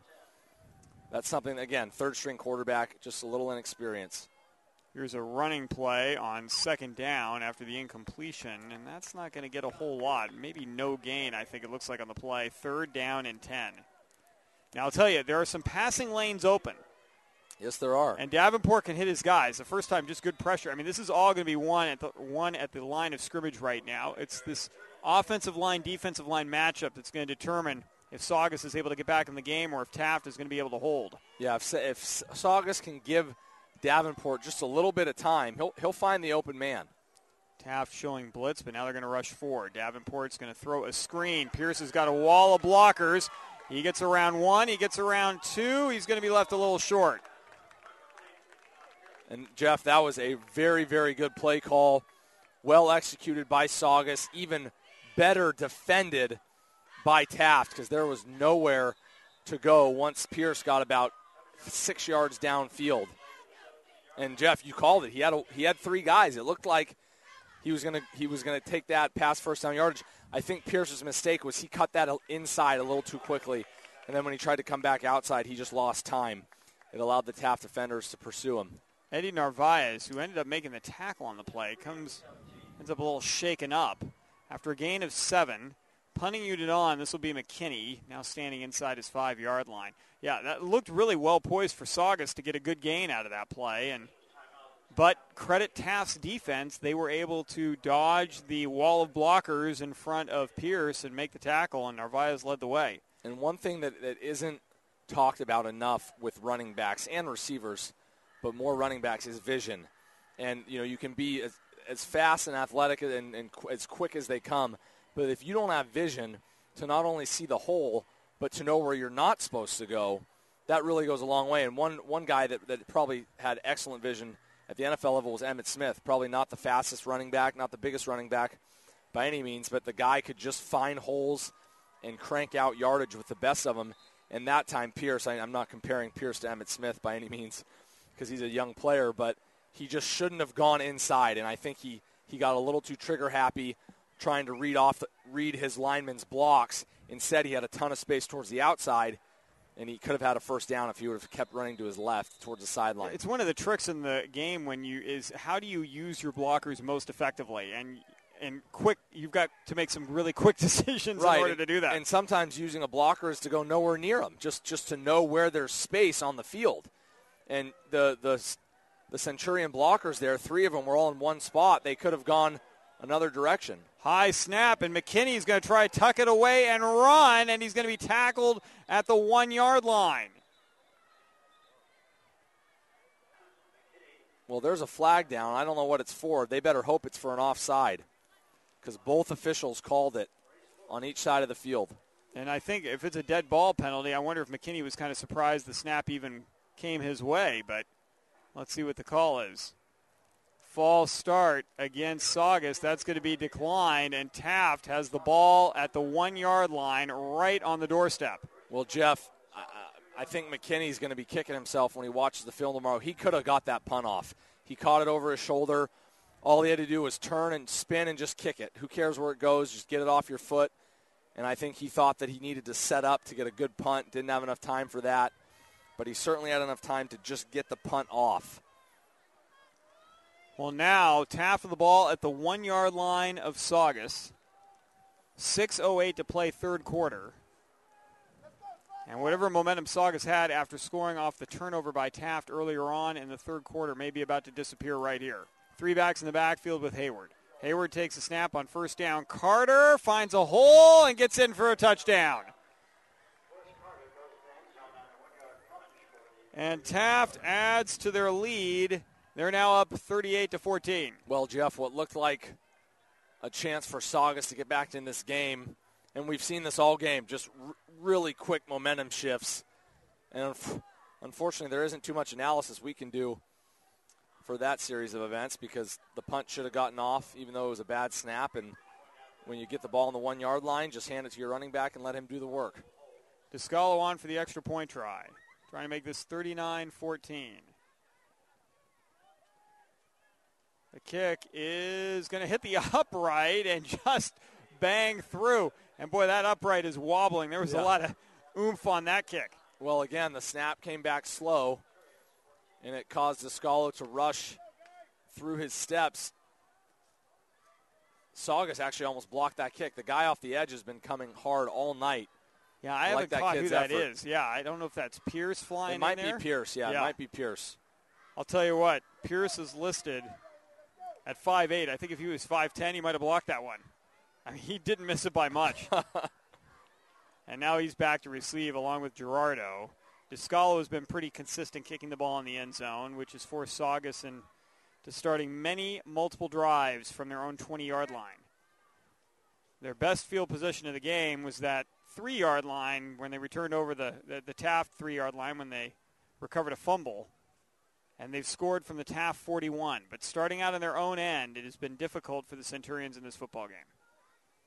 And I got to say as well, a lot of the credit goes to the Taft defense. They've been putting a lot of pressure on the quarterbacks and also eliminating the run between the tackles. That really has not gained Saugus much at all tonight. Yeah, Saugus on first and second down has really gone nowhere. And when you're going backwards on first and second down, it makes life very, very difficult for any quarterback. I don't care if you're the first stringer or the fourth stringer. Descalo puts this one high into the air, and this is going to be returnable for Pierce at the 2-yard line behind his wall of blockers, looking for some running room, finds a little bit of a hole. Out close to the 30. Let's see if he made it all the way there. If so, a return of 28 yards, and that's where Saugus will take over with 5:59 remaining in the third quarter. Well, 39-14. Not over with only 6 minutes left, but unfortunately we just haven't seen the Saugus offense pick up yardage in big chunks with the exception of the one play. Nor have we seen them pick up yardage consistently, to be honest. Yeah. But and that's actually what I would be looking for right now is can they, get into second down and 4, then first down type of situations. Right. We'll see. Davenport certainly has the arm. On first down, he's looking. He's throwing across the middle, and a nice deflection. Boy, that looked like a sure completion. Jordan Robinson gets a left hand up there and knocks that one away. Yeah, a very nice play by Robinson. But, that did look like a completion, Jeff, because the receiver, number 85, Lee. Who's that? That's Kevin Lee. Yep. He found a nice hole in the defense. But, again, these 12-yard curls, 7-yard slants, the Taft defense is going to pick up on them very quick. They have to mix it up. Davenport back to pass, looking left, looking right, going to throw and almost gets to Gomes, but just a little bit beyond his grasp. In coverage on that play, Abraham Thomas. Well, there was maybe your deeper slant about 10 yards, 12 yards, and Gomes was there. Davenport just overthrew him a little bit. So there are holes there. There are holes in this defense. And that's one of those timing routes where if the guys had more time to practice together, maybe they hit that completion. Exactly. If they've been doing that since early August when these teams started practice. And I have to wonder how this game would be going if the starter, Chris Hamilton, were playing. I know he'd thrown 4 picks, but he also has a lot of experience. He played decent in the last game. Here's Davenport rolling right on 3rd and 10, setting up, throwing just as he's hit, deep ball, and overthrows everybody, incomplete. And that'll bring up 4th down. So 3 pass plays are close, but not enough. And McKinney on to punt this one away again for the Centurions. Well, you're right. You've got Hamilton, who is out and not dressed for this game. Then Langford goes down with a left leg injury. He's got his knee wrapped on the sideline. Davenport comes in. He'd been playing tight end, and he can throw a good ball, but you see that the timing is just a little bit off. Yeah, and unfortunately Davenport's probably only going to throw the basic route. He's just going to have one read, look to see if he's open, and probably throw it even if he isn't open. So there really isn't much you can do. He's done okay considering the circumstances thus far. The snap is good. McKinney gets the punt away.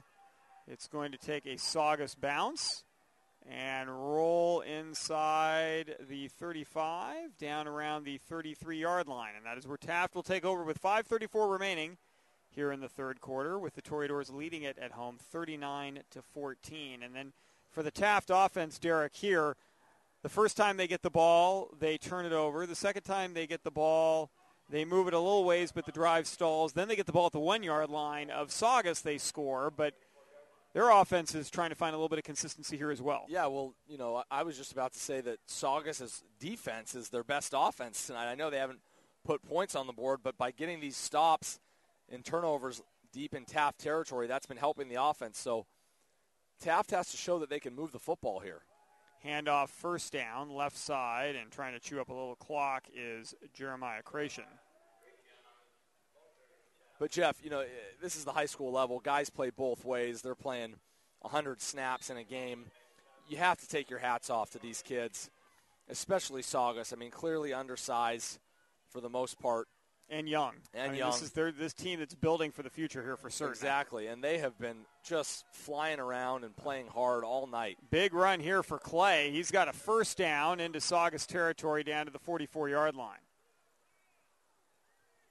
And nice job by Taft, head coach Chris Rizzo, giving the ball to a playmaker, Clay, who's normally lining up at receiver, but right there gets the carry. Yeah, they brought him inside and had him act like a running back on the inside draw. And this, this Taft offense, watching them, I'm surprised they've had so many struggles in the first few games because they are loaded with talent. They have a lot of athletic guys. There's a ball dropped on the carpet, and that might be why they have had some struggles as they were averaging, what did you say before the game? 4.5 turnovers per game coming in, yeah. And that time they are able to recover the fumble. Well, that was on the exchange, and you're right. I mean, those are the types of things that will derail even the most talented of offenses. Certainly frustrating, but it's clear that Taft can probably hang with anybody in the section from an athleticism standpoint. They just can't shoot themselves in the foot, and we've seen that, unfortunately, more than once tonight.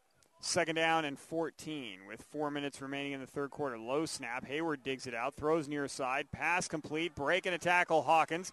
He's going to go down the sideline. He's got some foot speed. He's trailing a player and is tackled out of bounds by Miguel Sanchez, but not before Hawkins picks up the first down. What a big target on the near side. And a great play by Hayward, who picked that ball off his shoe tops and got the completion.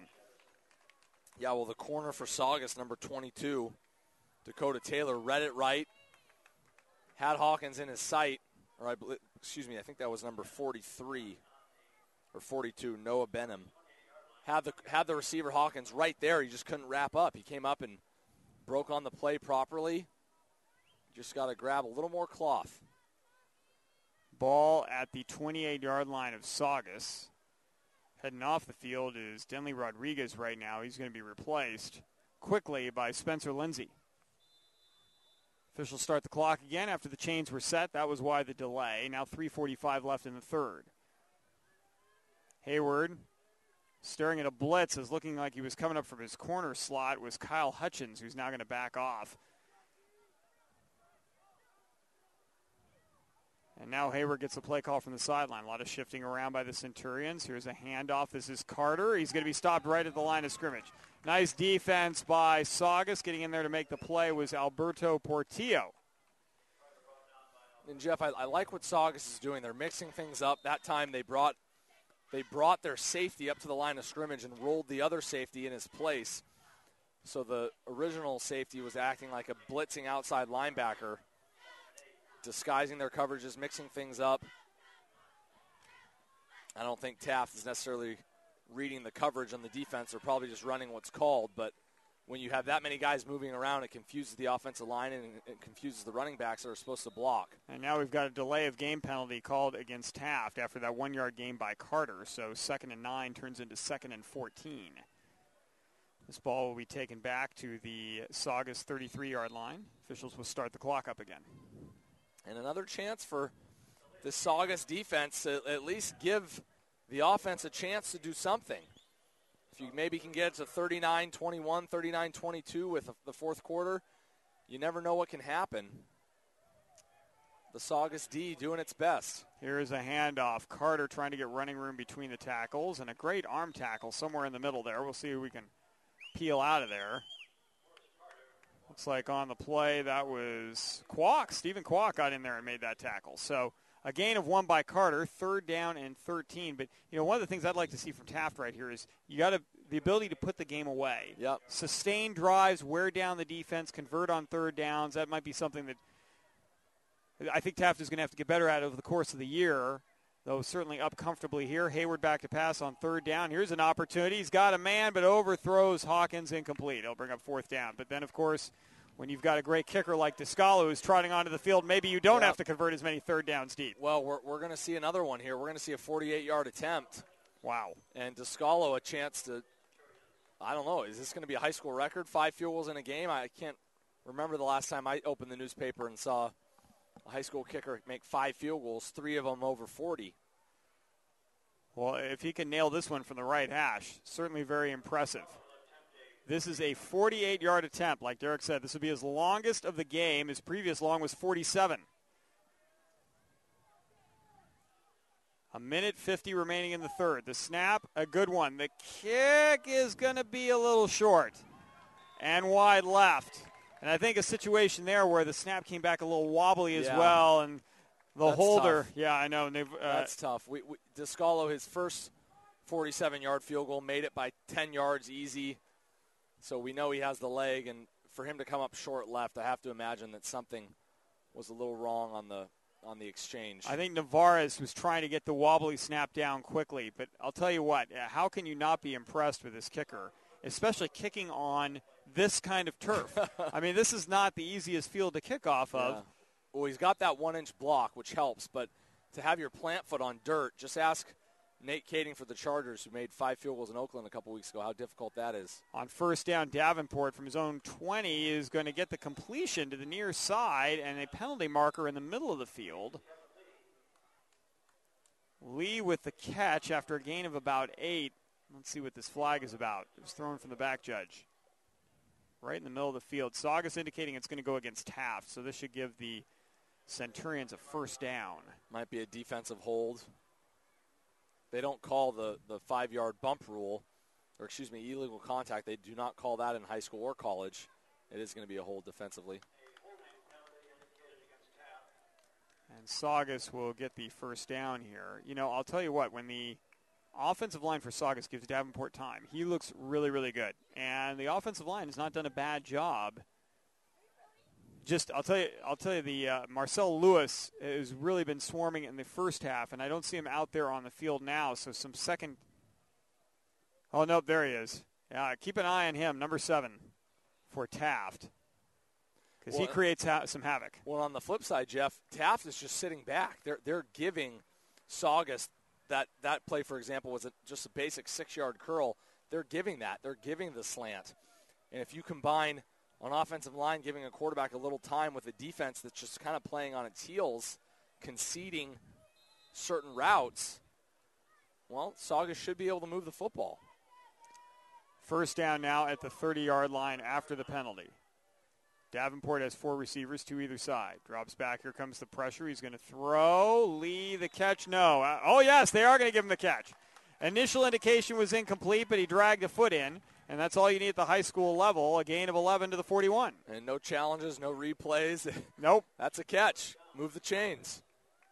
Nice job by Lee getting a foot down there. Might have been his heel. A minute 20 left, 3rd quarter. Davenport trying to engineer a drive. He's gotten a couple of 1st downs in 2 plays. Gerardo in the game now to Davenport's right. Lee has been Davenport's favorite receiver so far. We'll see if he gets open again. Here comes the pressure. Down goes the quarterback. And the sack goes to Jordan Robinson. And Davenport had Lee again. I think Davenport was looking downfield, and he had Lee just a yard beyond the line of scrimmage over at the left sideline. Probably could have picked up 8 or 9 yards with yards after the catch. A 3-yard loss, 2nd down and 13. Or maybe that 2-yard loss, 2nd and 12 instead. Davenport looking left, throwing. There's Lee, but he can't hang on to the football. That would have been close to a 1st down as well. And, Jeff, now Davenport's down, and he's holding his knee. Oh, and that's not good. Not good at all for Saugus.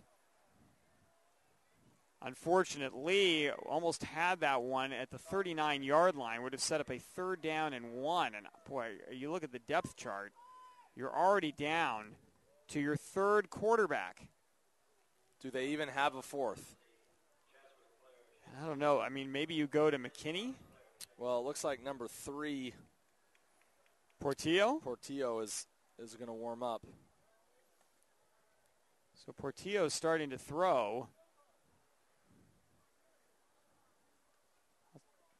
Saugus starting to move the ball well. 32 seconds left in the 3rd quarter, and suddenly Davenport goes down. Folks, we will take just a moment here on PlayOnSports.com. Your destination for high school sports, 39-14, Taft leading late 3rd quarter.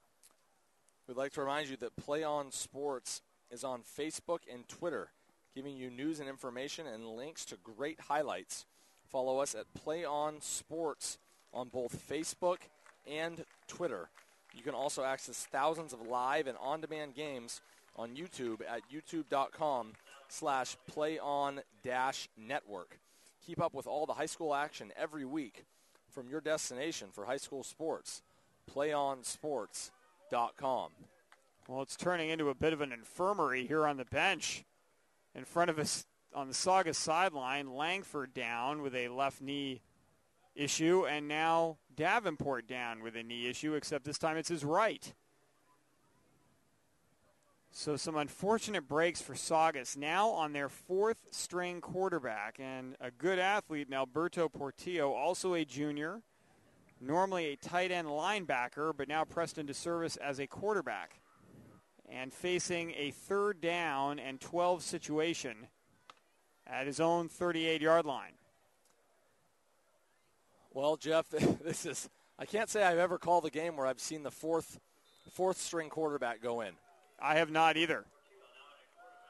Portillo, now your offense has to shift around again. Portillo back to pass. He's got some time. His pass is going to be deflected.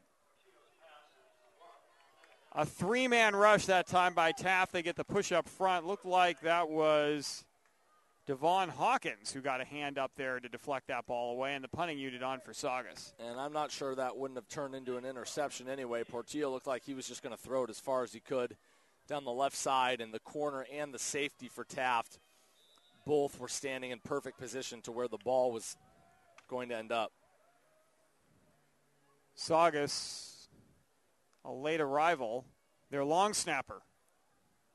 That was Blake Austin. I think he was checking out how things were going with his teammate Austin Davenport and didn't realize the punt unit was on, and he's the guy. The snap, short hops McKinney, penalty markers down. McKinney gets the punt away, nice job, but out of bounds. And flags thrown by both sideline officials. Probably another false start. And we'll see what the call is. 21 seconds left, 3rd quarter. And that is a false start against Saugus. Penalty declined. And Taft takes over. And we'll see where the officials spot this one. It looks to be around midfield. At least that's where they've got it set up at the moment. So not McKinney's fault, but a net punt of 12 yards. And Taft has the football right at the midfield stripe. And again, the Saugus defense put on the spot. And, Jeff, one thing with Davenport out of the game, he's one of their leaders on defense, too. He plays safety for Saugus. So let's see if the defense can keep up its good play. Hayward in the shotgun on 1st down. He's going to give it. Left side, Creation's got the football. He's going to get 3 yards. Good push up front by the Centurions. Jeff, I think we actually have a new quarterback in the game, Miguel Navarez for Taft. Looks like they're putting their 2s in across the board. Well, not a bad idea, especially, boy, if I'm Coach Chris Rizzo and I've seen what's happened to Saugus quarterbacks. That's what I was going to say. I get Hayward out of there in a hurry. I don't want the injury bug to come over to my side. That ends the 3rd quarter of play. Each team adds some scoring up there on the board, a touchdown for both, but Taft maintaining their advantage 39-14 as we enter the 4th quarter here on your destination for high school sports, PlayOnSports.com. PlayOnSports.com is not only your destination for Friday night football action, but it's also the place for the most comprehensive coverage of high school playoff and championship events in all sports from across the country. PlayOnSports.com, high school sports lives here. We'd also like to remind you to stay tuned for the PlayOnSports.com postgame show, where we will select our player of the game as well as wrap up all the action from this ball game. That's coming up following the game on your destination for high school sports, PlayOnSports.com. Folks, especially in California, we're going to be having playoff games and championship games and a variety of fall sports all across the state. So definitely want to check back over the course of the year. And in November, our next football games up here in the LA City section. We've got more coverage from the West Valley League in 2 weeks. We have the week off next week, and then games kick back in up here at least October 5th. But we will have coverage around the state of California and across the country next week. Check our broadcast schedule page for upcoming games. As Taft now going right to left at midfield. So I think they're going to spot it at the Taft 49. Oh, wait, no, hold on. They shifted things around. I thought they were putting it at midfield, but somehow, oh, yes, on the running play. I forgot. Gain of 4 on that first down. Second down and 6. That was our last play of the third quarter. Navarro's handoff. Creation gets some running room, and he will be close to a first down. Looks like he might have it in Saugus territory around the 40-yard line, maybe the 39. And it looks like Saugus is also giving some of their twos a chance to play. I'm seeing some whiter jerseys than I saw earlier in the game defensively for Saugus.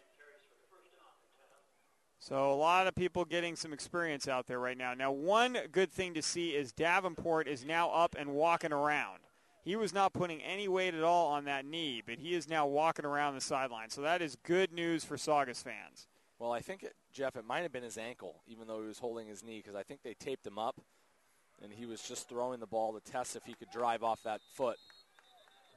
And here's a run by Taft. That's not going to get very far.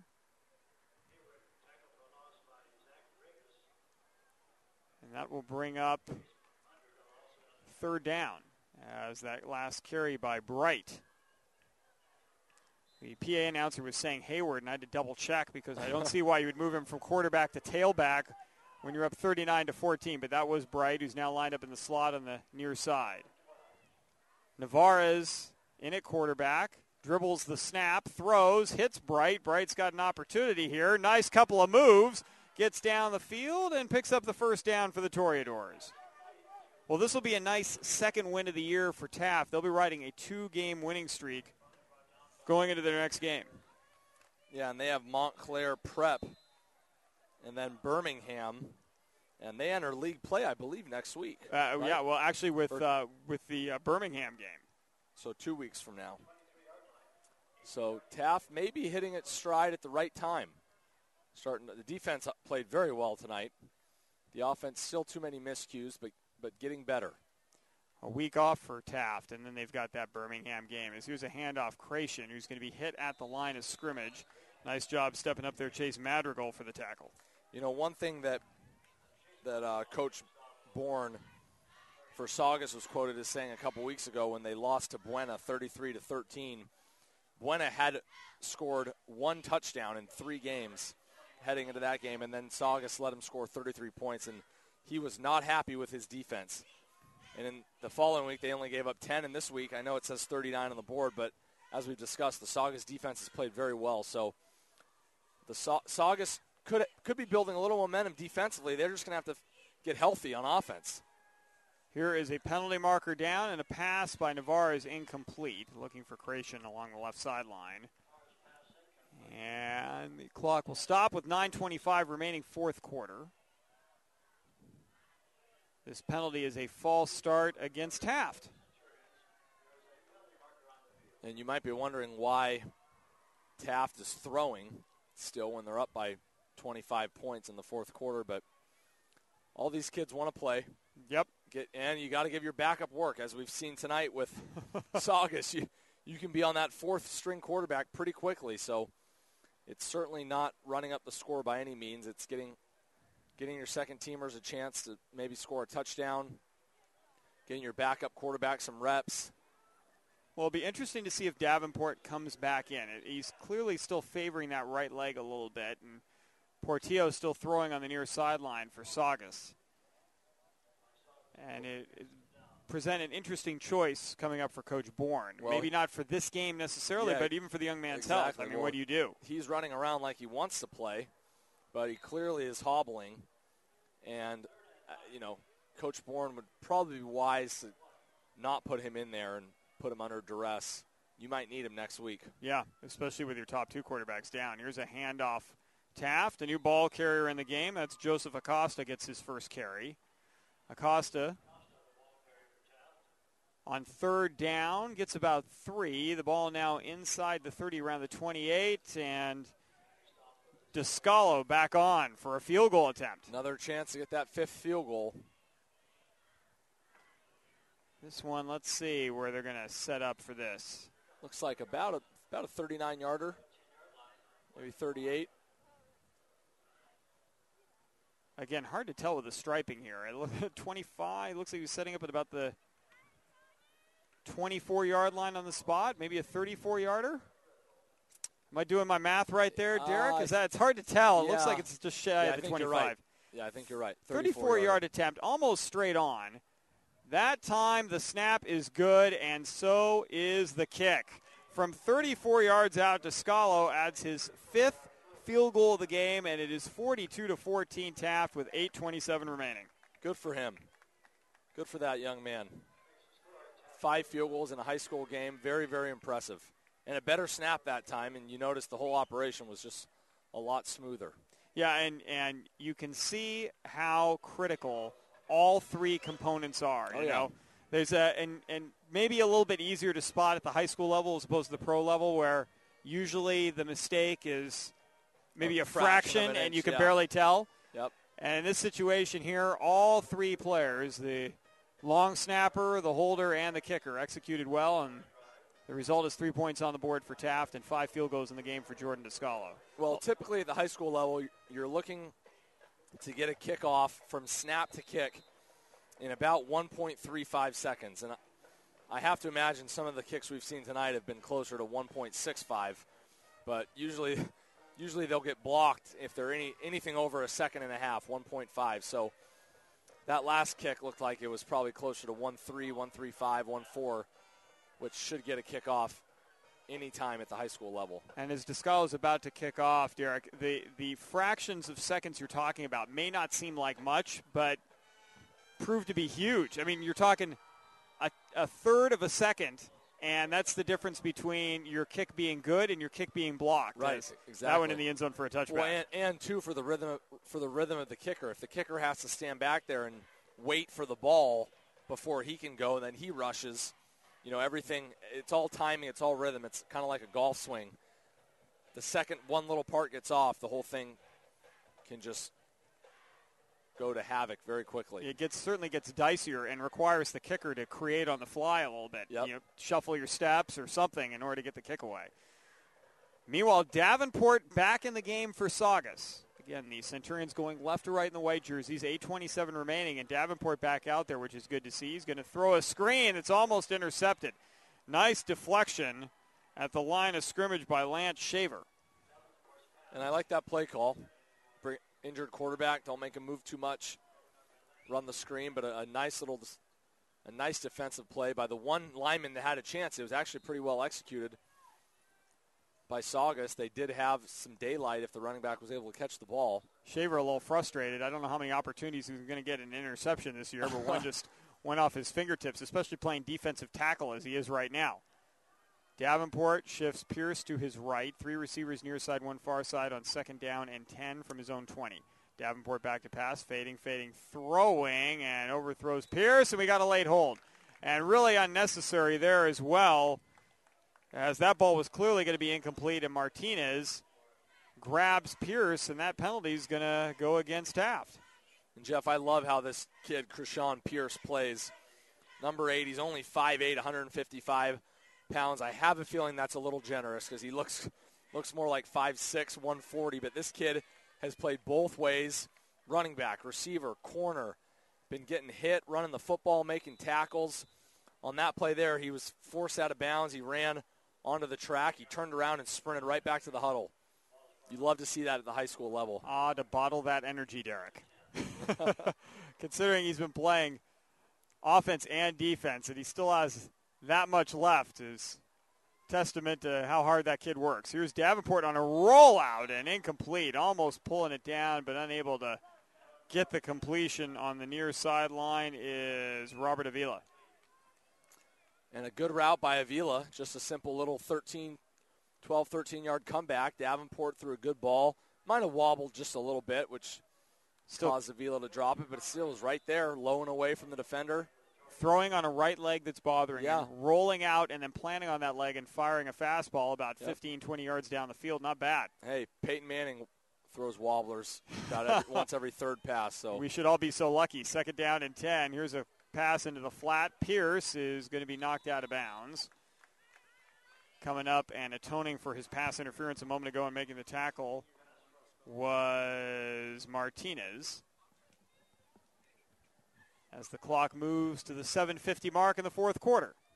Taft comfortably in front, 42-14. Saugus trying to mount what could be if not a final drive for them, certainly maybe one of the last couple times they're going to touch the ball in the game. 3rd down and 8 after a gain of 2 on that pass to Pierce, who's still in the backfield to Davenport's right. And jumping into the neutral zone is Taft.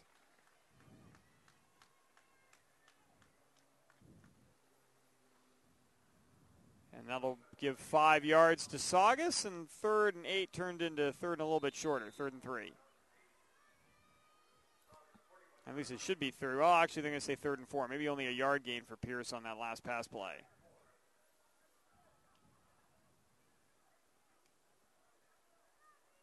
Davenport moving around pretty well, considering he wasn't putting any weight at all on his leg the last time. He's going to throw, and the pass is incomplete as Avila almost got the foot in, but not quite, and that'll bring up 4th down, and probably a situation I think where Saugus is going to elect to go for it.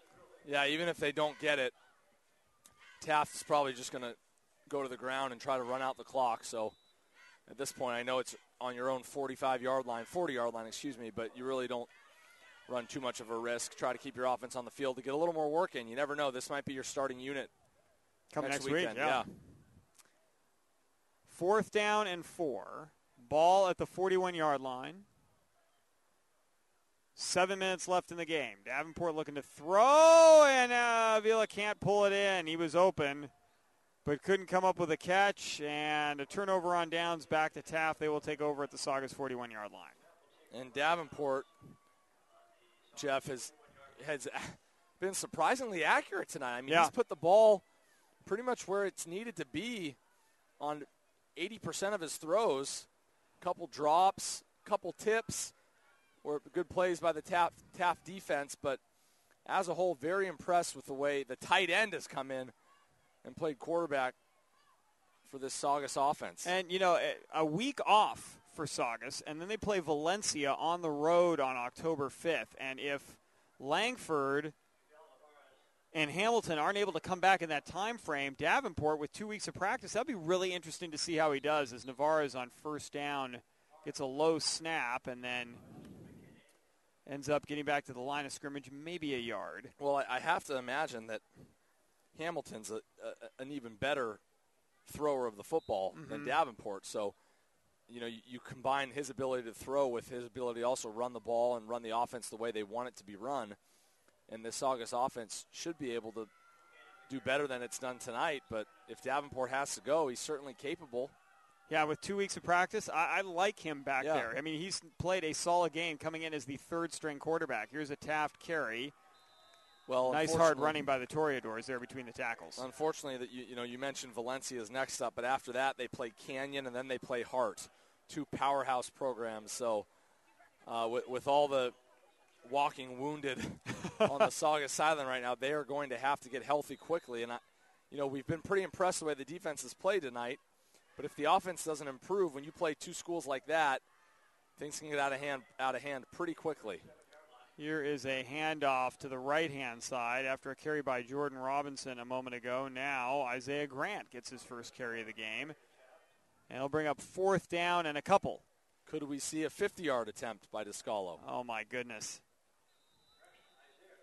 Well, no, we're not. As Taft is going to, though I like how you're thinking. I'm sure Descalo's thinking the same thing. Hey, I'm a kicker. You always want to be out there. Coach Rizzo is nixing that idea on the sideline. And the handoff, Grant again, and he's going to be knocked down short of the first down. And maybe a situation where if the game was tighter, Descalo does try the 50-yarder, but given that Taft is up 42-14 with 5:10 left, just trying to run as much clock as possible, the Toreadors. Right, exactly. And we'll take this opportunity to remind you to stay tuned for the PlayOnSports.com postgame show.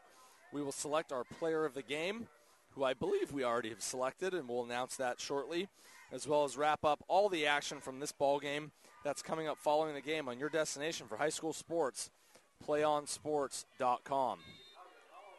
5:10 remaining in the game, and Davenport back out there with the offense as the teams turn the ball over on downs.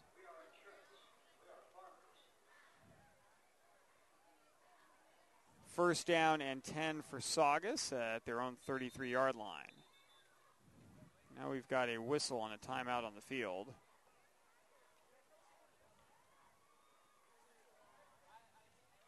Not quite sure why. Looks like Saugus was down a player, but that would be the first time I'd have heard of an official stopping play while you race your 10th player, your 11th player onto the field. But a nice assist from our umpire. Yeah, and now we got a false start on the near side by some new players checking into the game and getting some playing time for Saugus. That was number 82, which I don't even think we have on our roster. So that's correct. We will spare him the call out of the false start. But Saugus, I think they have twos and threes in across the board here, with Davenport in at quarterback, which is fine. Give your kids a chance to play. Well, Jeff Gonzalez just checked in for John Russell. Russell, I believe, was the late arrival on that previous play. Then after the 5-yard false start penalty, 1st and 15. Davenport looking to throw, and the pass complete to the near side, and some fired-up Saugus players for our mystery player, number 82, who isn't on our roster, but a nice catch, and a lot of teammates, folks, and at the high school level, and it's unfortunate that we don't have them on our roster and can give them a shout-out here, but you got a lot of guys who put in a lot of practice time, a lot of work, and don't see the field very much, if at all. And when they do get an opportunity to get a catch, score a touchdown, or what have you, it's actually celebrated by the teammates on the field despite the score, and that's what we saw a moment ago. And now another pass, near side, another catch. Well, I'm gonna guess that our mystery player 82 is one of 3 scenarios. 1, he's a freshman. 2, he's a senior that hasn't really played before. Or 3, he's the scout team MVP, and he's finally getting a chance to play in the game. We got to find this out because we're on the Saugus side of the field right now, and we got to find out who that is. Derek, we should say we're going to send you. We're going to send Derek into the crowd, folks, and find out who number 82 is. So we get that down because he's just caught the last 2 balls, and Davenport seems to be looking for him. 3rd down and 7. Davenport's going to throw, and it's intercepted and heading down the other way. Here comes Joseph Acosta. He's got some room, and he's going to take it all the way down to the 12-yard line. Acosta with the interception return, and Taft takes over. That's the 5th turnover of the game by Saugus. Well, Jeff, we have a request in to get the name of number 82. Unfortunately, some of the parents don't even know either, so we're in the process. Deep in the roster. That's all right. The investigation team is on it. Joseph Acosta with the pick for Taft. And with 3:43 remaining in the game, Taft takes over in the red zone, leading 42-14. They're actually going to spot it at the 14-yard line of Saugus. Navarez looking to see if he can get the second unit in for a score, and now what do we got? We got a timeout called by Taft. So Taft is going to take a timeout here, and not something that is infrequent when you've got second and third team players in the game right now, and they're trying to figure out what to do at the 14-yard line. Well, with 3:43 to go, this game's obviously over, but yep. again, it's a chance to get your guys, not only get them some work, but also give them the experience of being on the field. Well, and you never know. And we've said this over the years, Derek, calling games here in California, but we've said time and time again, you never know when you're going to need a kid to step into a spot. And a few snaps at the tail end of a game where you're leading or trailing by a good amount, and later on in the year, one player goes down, maybe a second player, and that kid's pressed into service. At least they've seen some action. Exactly. Give them a chance to feel what it's like to get hit in a game, play against an opponent, run a play when it matters, get their name in the newspaper. Speaking of trying to get his name in the newspaper, right at the goal line, touchdown on a run by Elliott Hampton. On his first carry of the game, Hampton accomplishes it, getting his name in newsprint. And that was a beautiful run by Hampton. I'm not sure if it was Hampton or Ochoa. Numbers are a little screwed up, but a beautiful run nonetheless. And just, again, that basic inside draw that we've seen Taft run all game. Cut it up the field north and south, cut to his right, and then saw daylight and sprinted to the end zone. Jeff, do we have a confirmation? I apologize. It was Isaiah Grant, okay. So I gave Hampton early props. Fortunately, the ink hadn't dried on the typeset yet, okay. So Grant the touchdown. Meanwhile, the extra point try, Navarre is trying to get to the outside after a bad snap, and he's going to be cut down. 48-14 is the score. So give credit where credit is due. Isaiah Grant with the 14-yard touchdown run extends Taft's lead, 48-14 the score. And as a special teams unit, you hate to end a game on that type of note with a bad snap or a bad hold, one of the two. I think it was kind of both. Probably should have been caught. After a 5 field goal performance by this field goal team. Jordan Descalo. Some extra points tacked in there as well. And we might as well announce it now, Jeff. Descalo is our player of the game. Sure. We can end the suspense. I know you're all sitting on the edge of your seat at home, folks. I think that's the earliest we've ever called a player of the game. Well, we'll try to get him up here in the box afterward. His coach told us before the game that he's getting action from a few Division I schools. I believe he's been offered a scholarship by Utah, right? Is that right? Yep. So 5 field goals later, I think he might get a little more action, a little more mail coming next Monday or Tuesday. He's a Chris Saylor guy, and usually when something like this happens to one of Saylor's kids, he puts it out for the whole world to notice. And a lot of college coaches, contrary to popular belief, they don't watch film on kickers. They just go by what the rankings of Chris Saylor says. So if Saylor says a kid's good, they offer him a scholarship. Wow, sight unseen. That's pretty amazing. Yeah, so it doesn't happen everywhere, but a lot of college coaches just don't know much about kicking. It just is what it is, and which is such a vital. I mean, as Descalo just put another one in the end zone for a touchback. Saugus now out for what could be their last possession of the game. 3:36 remaining, trailing 48-14. But such a vital part of the game, and doesn't it always seem the big games come down to a final field goal kick, and you got a guy out there who, might be a little bit spotty. Yeah. I remember for years, Florida State, it was like the last guy they would get on a scholarship, and then it would come back to bite him in a big game. Oh, yeah. Well, USC last weekend against Stanford is going for it on 4th and 20 because their starting kicker's hurt. They don't have anyone behind him that they feel can make a field goal. And here's a school with about 90 kids on the roster. Yeah. A pass a little bit behind the receiver and incomplete. And that was the Phantom 82 again. That was 89, sorry. That was that we have. Ryan Shimizu. Ryan Shimizu, yep.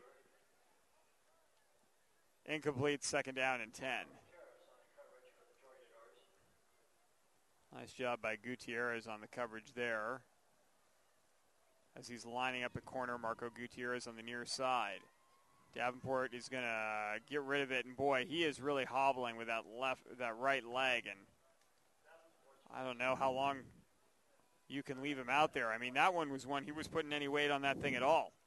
Jeff, I'm kind of surprised they haven't gone to a running clock. Usually in high school football, they'll do that in a lopsided game, and with being on the fourth team QB at one point, I would think they would just kind of want to get these guys out of here healthy. Or keep the ball on the ground at least. Yeah, something to 3rd down and 10. Waste a little time. And really, Davenport doesn't look like he can move that well in the pocket at all right now. He's going to throw a screen. Here's Pierce. Pierce is going to cut upfield, break 1 tackle, 2. Along the near sideline. Gets a block, down the sideline. 2 guys to beat, breaks 1 tackle and another. Big play of the game for Saugus. Pierce shows off his talent and scores. Well, you had to know that Krishawn Pierce was going to break something at some point. The kid has just been going 100% the whole game, despite playing both ways. And a nice play call there with a screen on 3rd down.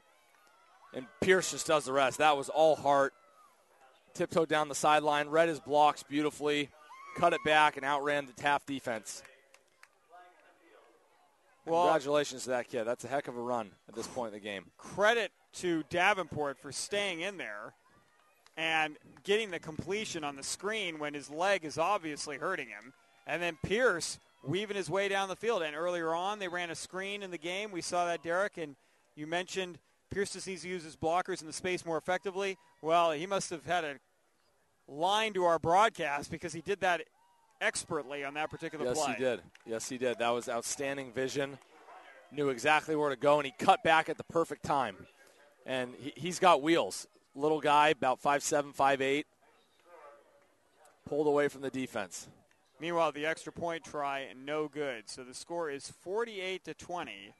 Taft leading over Saugus after an electrifying screen pass and run by Krishawn Pierce.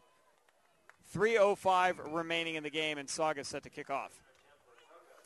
And we'd just like to remind you that if you want to watch more of your high school's great matchups like the game you're enjoying tonight, then tell your school to sign up for the PlayOn Sports School Broadcast Program. The program allows schools to broadcast all their games and other activities, not just sports, on the web, live or delayed. For more information, go to playonsports.com/SBP. Jeff Kurtz alongside Derek Belch tonight. Our producer this evening has been Dylan Sognalian, and Jared Nelson providing all the video for you. Thanks for joining our broadcast tonight as we were covering West Valley League of Football with Granada Hills this evening, playing Palisades, and then your game tonight, Saugus at Taft. And we're back at it up here again in 2 weeks after a 1-week break. More action through the rest of league play as we start actually getting into league play, and some big matchups over the course of league play that will determine seeding in the playoffs. And after the personal foul, unsportsmanlike conduct penalty against Taft that occurred at the end of the touchdown pass play with Pierce, Madrigal is now kicking off from the Taft 45-yard line. Madrigal is going to put it deep, and he's going to get a touchback. And Taft will take over at their own 20. And while Descalo has routinely put the ball in the end zone for touchbacks, and Saugus has faced many drives where they start at their own 20-yard line, this is the first time that Taft has faced a touchback and starting a drive at their own 20.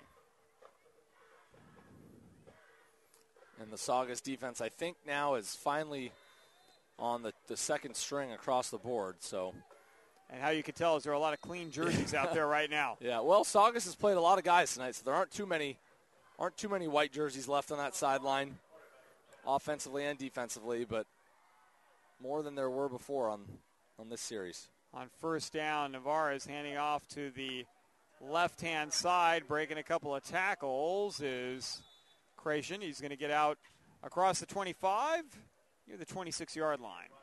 Good use of the stiff arm there by the youngster, and it's second down, about 4 yards to go with 2:35 remaining.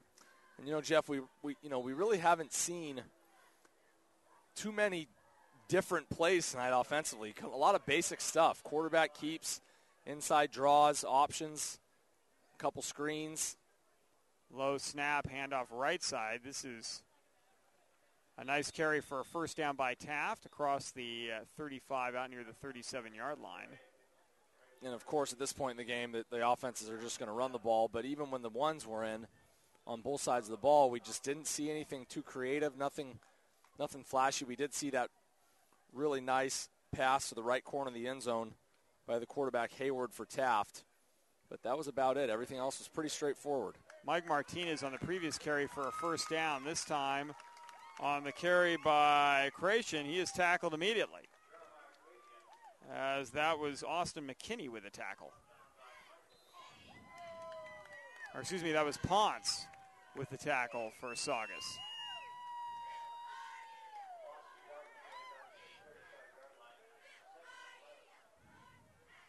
A minute 30 to play. Second down and 11 after a 1-yard loss. Martinez and Creation switch spots. Creation down to the left, Martinez to the right. Navarez is going to give to Creation, who's running that right-hand side. He's going to get a couple. Third down and 9. And we have some very excited parents here in the stands on the Saugus sideline. Always good to see. I bet someone's kid has gotten into the game. Exactly. That's right. Making some plays, too, making the most of it. Third down and 50 seconds left as the clock continues to wind to our right.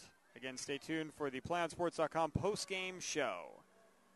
Handoff, nice move. Creation, he's going to get across the 45, stopped at the 46-yard line. Fourth down and short coming up here, but I don't even know if Taft is going to have to get off another play. Well, it depends when they spot the ball. Then it's 25 seconds. So, well, just barely. Let's see. Yeah, I believe we are under that time, and they do not have to run a play. No, they do not. The officials wisely call that off. Tell them to shake hands. 48-20 is going to be our final score as Taft takes advantage of some Saugus mistakes. 5 turnovers in the game for the Centurions and 5 field goals in the game for our player of the game, Jordan Descalo, who we will have up here in the press box in just a few moments for our player of the game interview. That will do it from Taft High School as the Toreadors win it 48-20. Post-game show coming up next. You've been following the action on your destination for high school sports, PlayOnSports.com.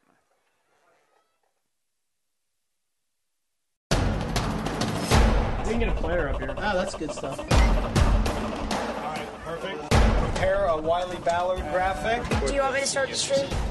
Start the stream. Camera 3. Beautiful. We're coming in on 1. For more information on how your school can join the Play On School broadcast program, go to playonsports.com/SBP.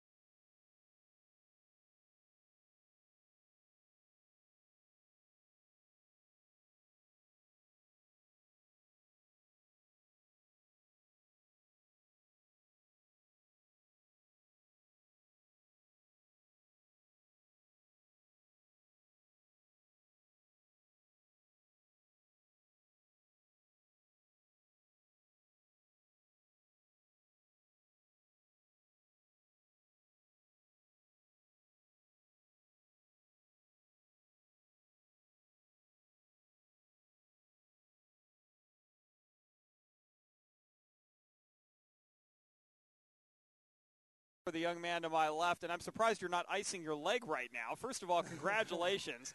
2 wins in a row for you guys. How big is it after some tough games through your first 3, a close loss, and then two games where you ran up against some really good opponents? How good does it feel for the squad to now have won 2 games in a row going into a week break? Okay, it's a great feeling. I mean, we started off rough. I mean, we were playing some big competition, and we just picked our heads up, knew what we had to do, had a great practice plan put together by our coaches, special teams coaches especially, and it all just came together. It all came together, and going into this bye week, we're just going to stay focused, keep our heads on right, not get too excited, not get ahead of ourselves, and get ready for the next game. Jordan, my broadcast partner, Derek Belch, you actually kicked for Stanford in college, so we actually got to talk a lot about the kicking game tonight. Yeah. Derek was saying that, having a weapon like you out there where not only from a field goal perspective, but also giving the opponent always starting at their own 20-yard line, given the number of touchbacks you create. How much does that play into the game plan when you guys are looking at a game where the coaching staff knows they can pretty much rely on you to set up the opponents at the 20 every time you guys are kicking off? Oh, it's huge. I mean, there was a few times there where I didn't quite get it in, but I'm definitely going to work on it to get it in there. But getting them on that 20-yard line, making them drive 80 yards is definitely a big part of us collectively getting that win. How important is it for you, or how much pride do you take, I guess, from getting the opportunity and then connecting on 5 field goals in the game like you did? Is this the most you've made in any game you've played in at the high school level? Yes, this is actually the most I made in the game, and I'm blessed actually. I've been through, it was a dry streak for a little while. I wasn't getting any kicks, and then I was just being patient, coming out there to practice every day, working with the team, working with the snap and hold, and just everything kind of worked out tonight. And I'm just real happy that I was able to get the opportunity for those field goals. What do you take? What do you hang your hat on more? The fact that you can start your opponent at the 20, or that you're kicking a 47 or 48-yard field goal? Which one do you think? I really favor that one more than the other, or is there a difference? Yeah, for me, a lot of kickers, they say, I'm good at field goals, I'm good at kickoffs, I'm good at this, I'm good at that. They choose what they're good at. For me, I try to focus at practice. I focus on trying to get good at everything evenly. I want to be that guy that can do everything. I don't want to just be that guy that they can look for at one thing. I want to be able to do it all. Well, Jordan, congratulations. A big win tonight, 48-20 over Saugus. As you guys go into your next game 2 weeks from now, as you start league play, what's the big thing you think the team needs to work on as you advance into West Valley League play? As we advance, I think we just need to kind of just stay focused. Sometimes a practice, especially going out there on a Monday, it's tough, especially here on this field. We don't have a turf field. This is what we have, and this is what we have to work with, and it gets real hot and gets tiring. But we have to stay focused and take like what I tell everyone on the kickoff team. I say, play every play like it's your last. Stay in the moment and just stay in the moment, and it'll really. I think that's what I think about when I kick. I kick like it's gonna be my last kick. I have to get this in. And with practice and with the team moving forward, I think we just have to be focused. That's it, focused and humble right now. Humble, stay humble. Well, I can tell you from listening to our player of the game, Jordan Descala, the Taft Toreadors, they're certainly well poised to make a good run in league. 5 field goals tonight. He mentioned staying focused. He stayed focused on some pretty big kicks. Jordan, congratulations once again. Big win tonight. Thank you very much. Thank you so much. We'll be back wrapping up here on the PlayOnSports.com postgame show in just a few moments. Please stay with us. We can get a player up here. Oh, that's good stuff. All right, perfect. Prepare a Wiley Ballard graphic. Do you want me to start the stream? Start the stream. Camera 3. Beautiful. We're coming in on 1. For more information on how your school can join the Play On School broadcast program, go to playonsports.com/SBP.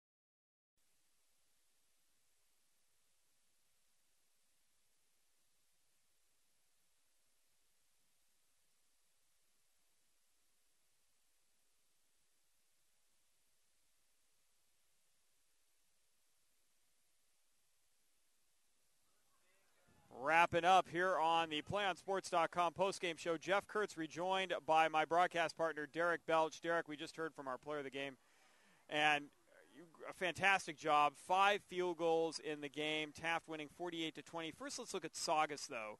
Saugus, their defense played well, given the fact that they were put into a lot of tough spots. What do the Centurions need to work on as they move down the road on their third quarterback right now in Davenport hobbling a bit? Right. Well, I think it's pretty simple. First thing they need to do is get healthy, and that's not something that you can necessarily work on other than getting treatment in the training room, being smart during your bye week, not hitting too much, not pushing guys too hard. It's hot up here in L.A. Get healthy, because clearly there is some talent on this football team. So that's number one. Number two, I think they need to get an identity offensively. Even when they had their backup quarterback in tonight, who played as the starter, still not enough identity, not enough consistent running game. The passing looked like the play calls were a little inconsistent. And then thirdly, they need to not turn the ball over. And I'm focusing on offense because I think the defense, despite what the final score showed, played pretty dang well tonight. But offensively, you can't turn the ball over. You can't give the ball to your opponent on your own 10-yard line. So those are the things that I would work on, those 3 things. And, of course, the health is something that's completely out of their control.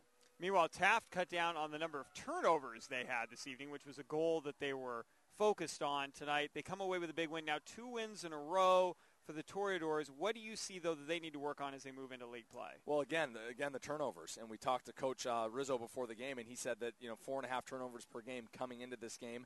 I believe they had 3 more tonight.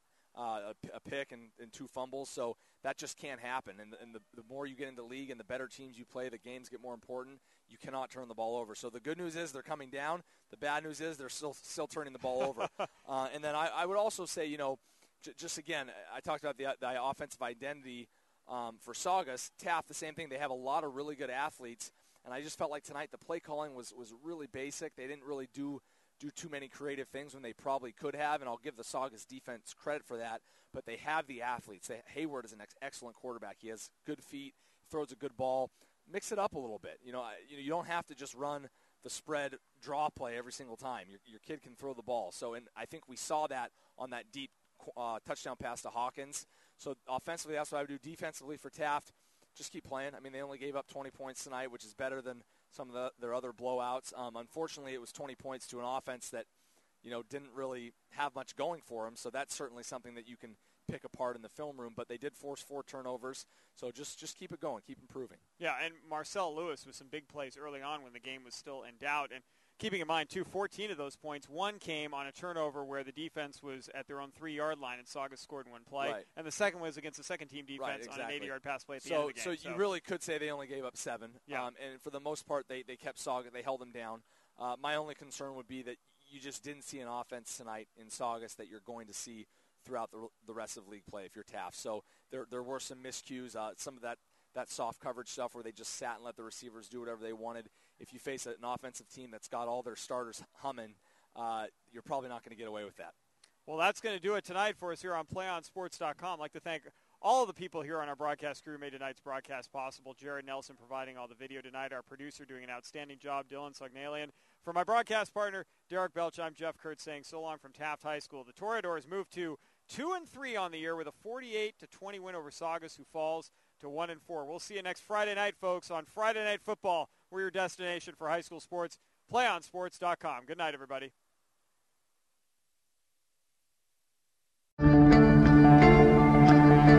One match away from immortality. This is a total team effort.